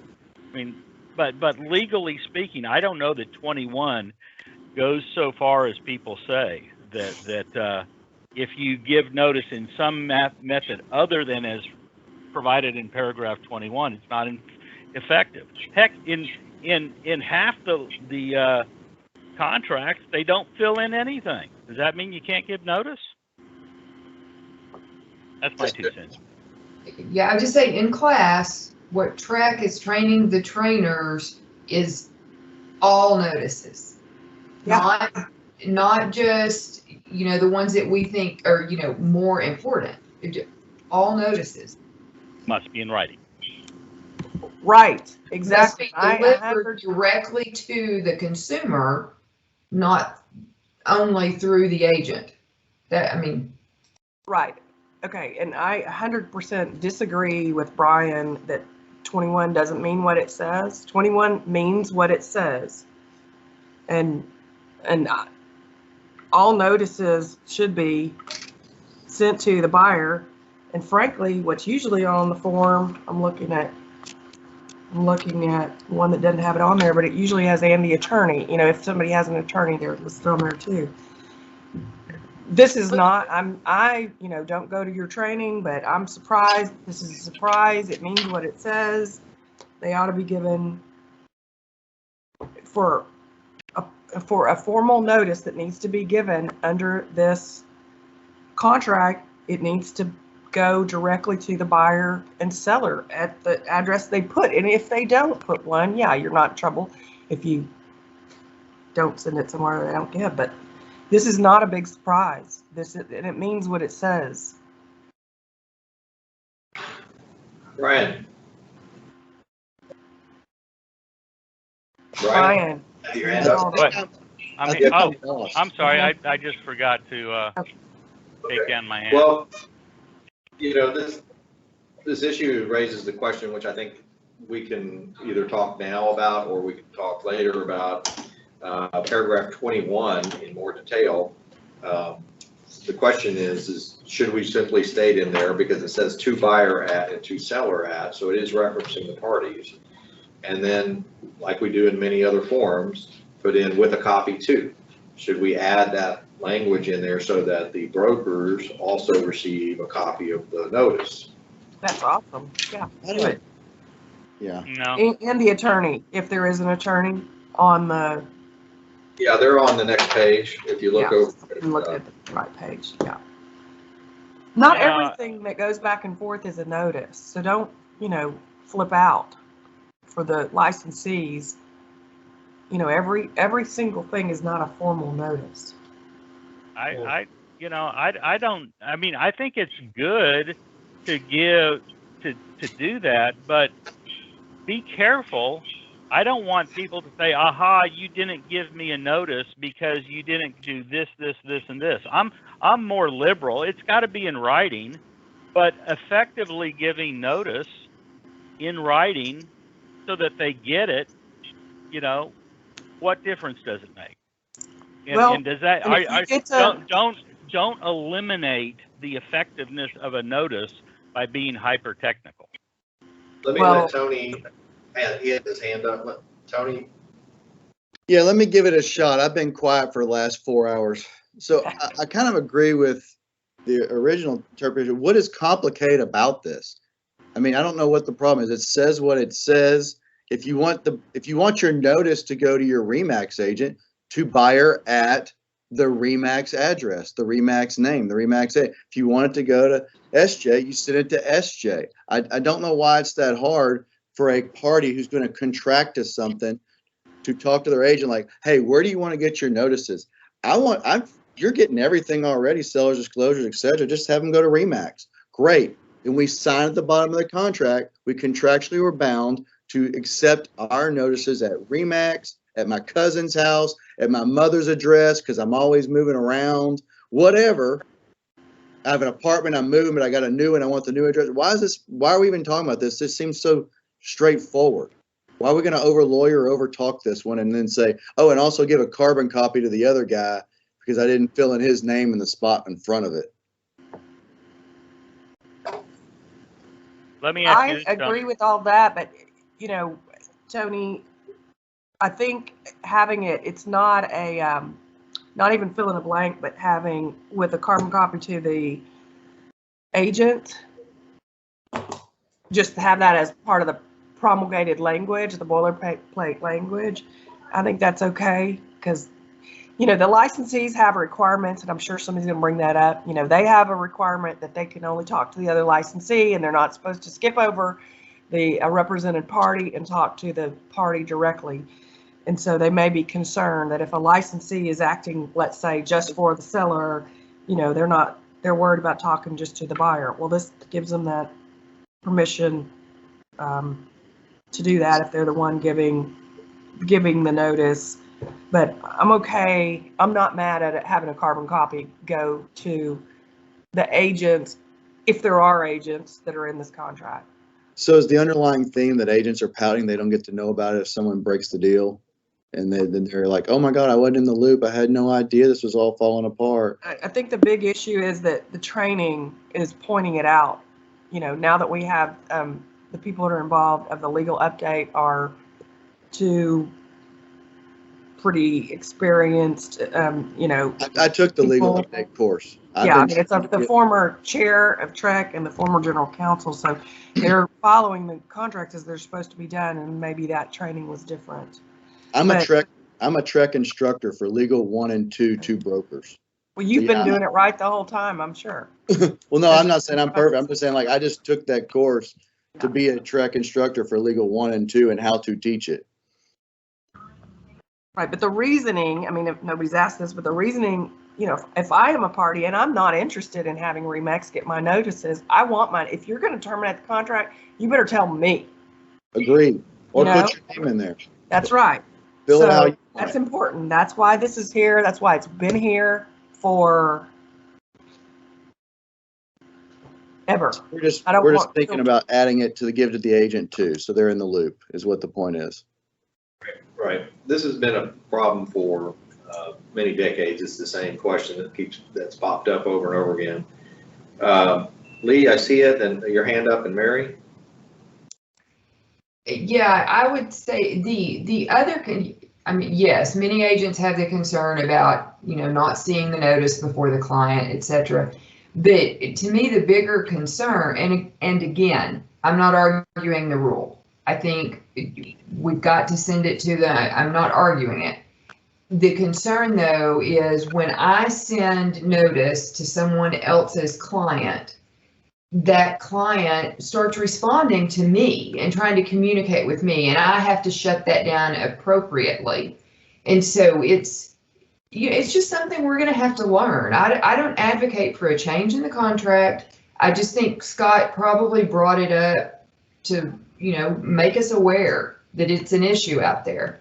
That, I mean, and I think Scott has his hands up too, so he could speak for himself. Okay, Mary, and then Scott.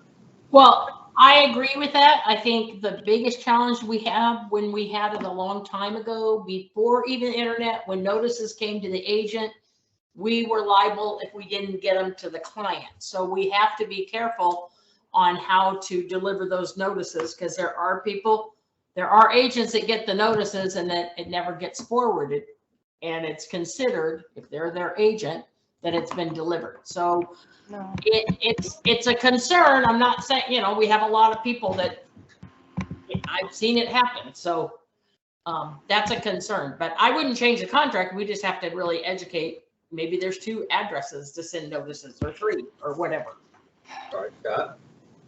Yeah, I totally agree. I mean, I don't think we need to change the contract. I think it's going to be something that people, you know, learn to work with. But I'm with Lee, you know, if we execute the contract and seller disclosure notice has not been delivered and I deliver it, is that notice? Am I delivering it to both parties? I don't want to contact the other principal, but this talks about we will go through it. I'm just saying, I think the way it's being taught now is going to raise some questions, and I think you'll get some comments. I tell our agents there's 3 words you never want to say, and it's yes, Your Honor. And I have Ron's talking points. The contract has instructed me to send it to that party. That's who I'm sending it to. And so just FYI, I think over the next month or 2 months, you're going to probably hear some comments and some concerns about it. But the contract is what the contract is, and it says the principal's information goes there, not the license holders. And I think that's what we practice. Okay, any other comments? I don't believe the contract says it has to be the principals. I think it can be any party that's agreed to, but you do have to be careful about it. But it can be care of the agent. That can be a choice. Of course it is. But the legal one says it should not contain the license holder's information. That's what we're teaching legal one, and that's on the PowerPoint. Okay, so I think obviously, Vanessa, that's a point that you know how the committee sees this. It's an item that one party chooses, and Yeah, and I think the course book covers it a little bit more in line with that. Yeah. So we're working on it, we'll work on it. But I think, obviously it's a discussion point, right? Right. All right. Hands up again, or still. Mary, your hand still up?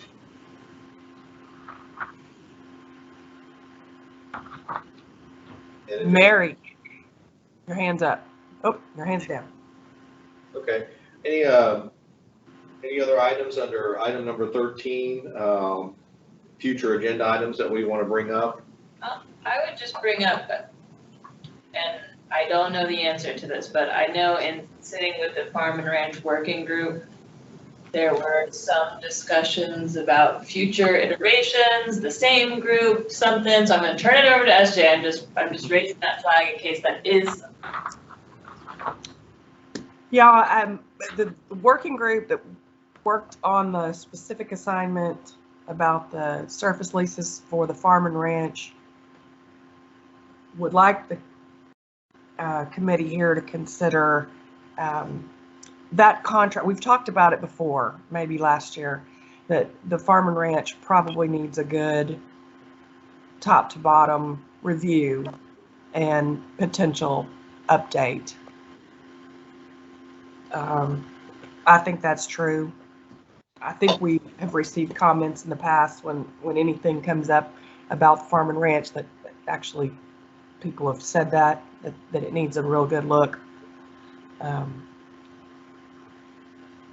don't know if that's something we want to, maybe we wait until the next meeting when we have an attorney co-chair and then assign either a not permanent, but a more expansive Farm and Ranch contract review working group. The working group that was already put together has volunteered to continue. Okay. Are there specific items in the Farm and Ranch form that we know that we need to? Well, the problem with limiting the working group committee's agenda is we're not allowed to talk about anything else that wasn't on the agenda. So we could tell you, but we'd have to kill you. I think we did, there were a couple of questions I think that were raised, and Ron, I didn't jot everything down as far as what the specifics were. I think it was kind of like, oh, well, this may be something we want to look at, but since we were really just tasked with that one issue, we were trying to stay focused. So I think the question would just be whether, is it time to just take a like SJ said, kind of a top to bottom review. Just, I think, you know, the Farm and Ranch gets updated whenever it has similar provisions that match up with the other contracts, but there are some other things in it that are not in the other contracts, and so those tend to just get rolled over and nobody really looks at them. So I think that was really the thought, was maybe it was time to take a look at it as a whole. Good. So I think our forms are, and this, you can say the same thing with regard to the new home form and the condo form as well. So I think there are, our forms are always open when we come to the committee itself. So I would encourage anyone that gets comments from the farm and ranch groups out there that sees comments that we can improve upon the forms to let us know at any time. But I'm definitely think if it's worth the effort to go ahead and put a smaller group for farm and ranch issues. I don't know if we have farm and ranch experts on the committee or if we Well, you know, we think we do. You know, we've got self-professed, certainly, you know, Mary, her practice includes a lot of ranch work. And so that's why she had volunteered to get on.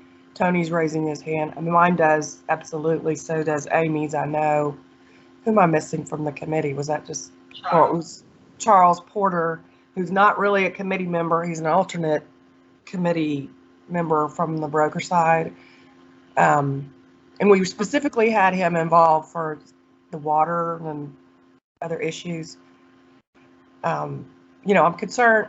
I would like the group to certainly include enough people, but it also needs to not include too many people. So, and also remember in your working groups that visitors can attend. So you may invite a particular expert in to help you address some of those points as well. So do I hear that y'all you're the want? lone chair. If you want to go ahead and assign us again. Well, I think that's fine. I have no problem. And if you want to go beyond the next meeting or something like that, if it's a bigger project, that's fine. But so we have Mary, Amy, Tony, Charles, and SJ. Probably need to stop there before we get too big. Yeah, I think that's probably big enough. Okay.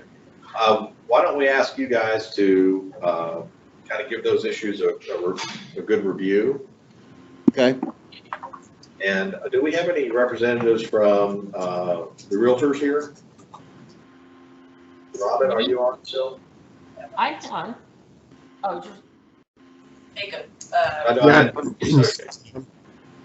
Sorry, I was here. Sorry, Robin Harris, Associate Counsel with Texas Realtors. Were you sleeping, Robin? Oh, I was getting ready to go grab my lunch. I thought we were winding up there for a minute. This thing goes till 11 at night. Maybe if you wouldn't mind kind of monitoring this group and offering, I know you have some farm and ranch groups there in the association that they might have some time to get some specific comments and recommendations to this working group. I will. We don't get notice of when working groups meet, or I don't know. Is that posted on the Trek? It is now. Website? it is, Robin, we can reach out to you. Can we? Okay.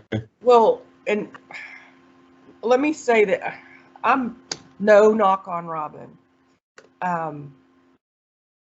You're just talking about having him as a guest provide some additional. Yeah, no, to solicit comments among the farm and ranch groups that the association has about improvements. Yeah, but let me bring this. You know, there's a lot of ranch brokers, with all respect, who have no interest whatsoever in being involved with Texas Realtors. I was about to say, most of those don't do Texas Realtors. Right. And, you know, y'all know the fact I'm very involved with the particular brokerage, the very large, probably the largest ranch brokerage in Texas.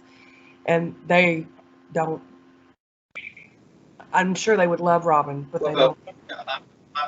I don't want to go down that route. What I'd rather do is I'm just asking for people to look and make good comments about the form. That's all. Can we have, I've never done this. I'm too new to y'all's board, but if there are some big players, and I know which ones SJ's talking about, but if there are some big players, let's say a top 10 that move $500 million in ranches, can we get their feedback or have them guest appear in our subcommittees to say, this is the biggest thing we hit, this is the second biggest thing we hit? Can we do that, or do we need to have them email in their comments? Well, Tony, each of you individually can go out and talk to whoever you want to and get recommendations. And bring that back through. Yeah. Okay, thank you. Right. All right, so. And just to be clear, Ron, just so there's not, I mean,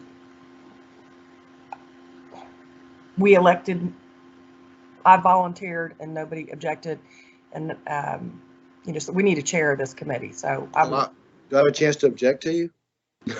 I guess you weren't a member before, you can now, I guess, but we need somebody, that we have to run that meeting. So we can re-elect again unless you want to appoint a chair, Ron, on your own. The working group there? Okay. I thought you were asking me to appoint an attorney co-chair for a minute there. No. She ain't sharing that chair. Either leave us to our own devices and we'll reappoint I'm the chair right now, but we finished our work. Okay. Well, SJ, you're strong on this, so I'm going to go ahead and let you continue to serve as your chair. You call the meeting there. And I know you'll play nice. Of course, and we'll be thrilled for Robin to join us too. So I'll ask, as they always would do anyway, if Abby and Vanessa can help us organize ourselves on dates. And Amber. Including, yes, and Amber, thank you, Amber, and including our special guests that'll help us. Very good. Okay. Are there other future agenda items that we want to bring up? And keeping in mind that the forums generally, they're open right now. We can make comments for any purpose at any time, but if there's something in particular that we want to bring up, we'll probably need to get just notice back to George that just remind him about the forums that he was going to kind of review and make some suggestions for as well. So Go ahead. Go ahead. How long are, we're saying the forums are open, and explain what that timeline. Well, we're working on the drafts right now that we have in front of us. So those are open for any comment anytime, but we can at any time push a recommendation out to Vanessa to say, please take this to the commission and promulgate it. So as an example, if we felt like the HOA addendum was ready today to go to the commission, we could push that one out separately and send it. We just have to make those decisions. I don't think any of the forums are ready for that just yet. But our goal, save and except for some kind of, we get crazy and want to push that out. Our goal is to send as a package these forms after a certain amount of work that we do on them, which is when? Are we aiming for the September? To my knowledge, we do not have a particular date set on this. I think what we want to do is just kind of see how things are. We just revised the forms not that long ago, so many times it's good to let them sit unless there's a reason, a solid reason to change things. Okay. So they could sit under our review here for years if we wanted them to.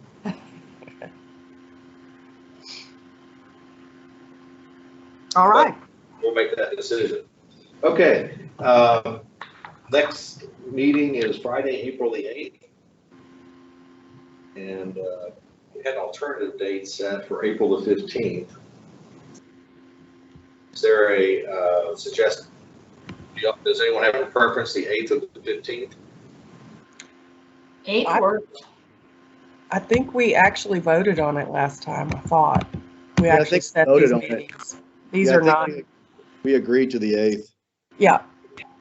We agreed to the rest of the year, I think. That's correct. All right. We're at April the 8th. And we're going to try to have that in person next time, if allowed by the COVID. We sure will. Yes. So everybody. All right. Any other closing comments, Vanessa? Any closing comments or anything? No, y'all heard enough from me today. Chairman Kestner, you have any closing comments for us? Definitely not. Thank y'all for your service. We appreciate it. Well, guys, thank y'all very much, and I believe we are adjourned. Go Cowboys. Beat the Niners this weekend. Thank you. Bye, everyone.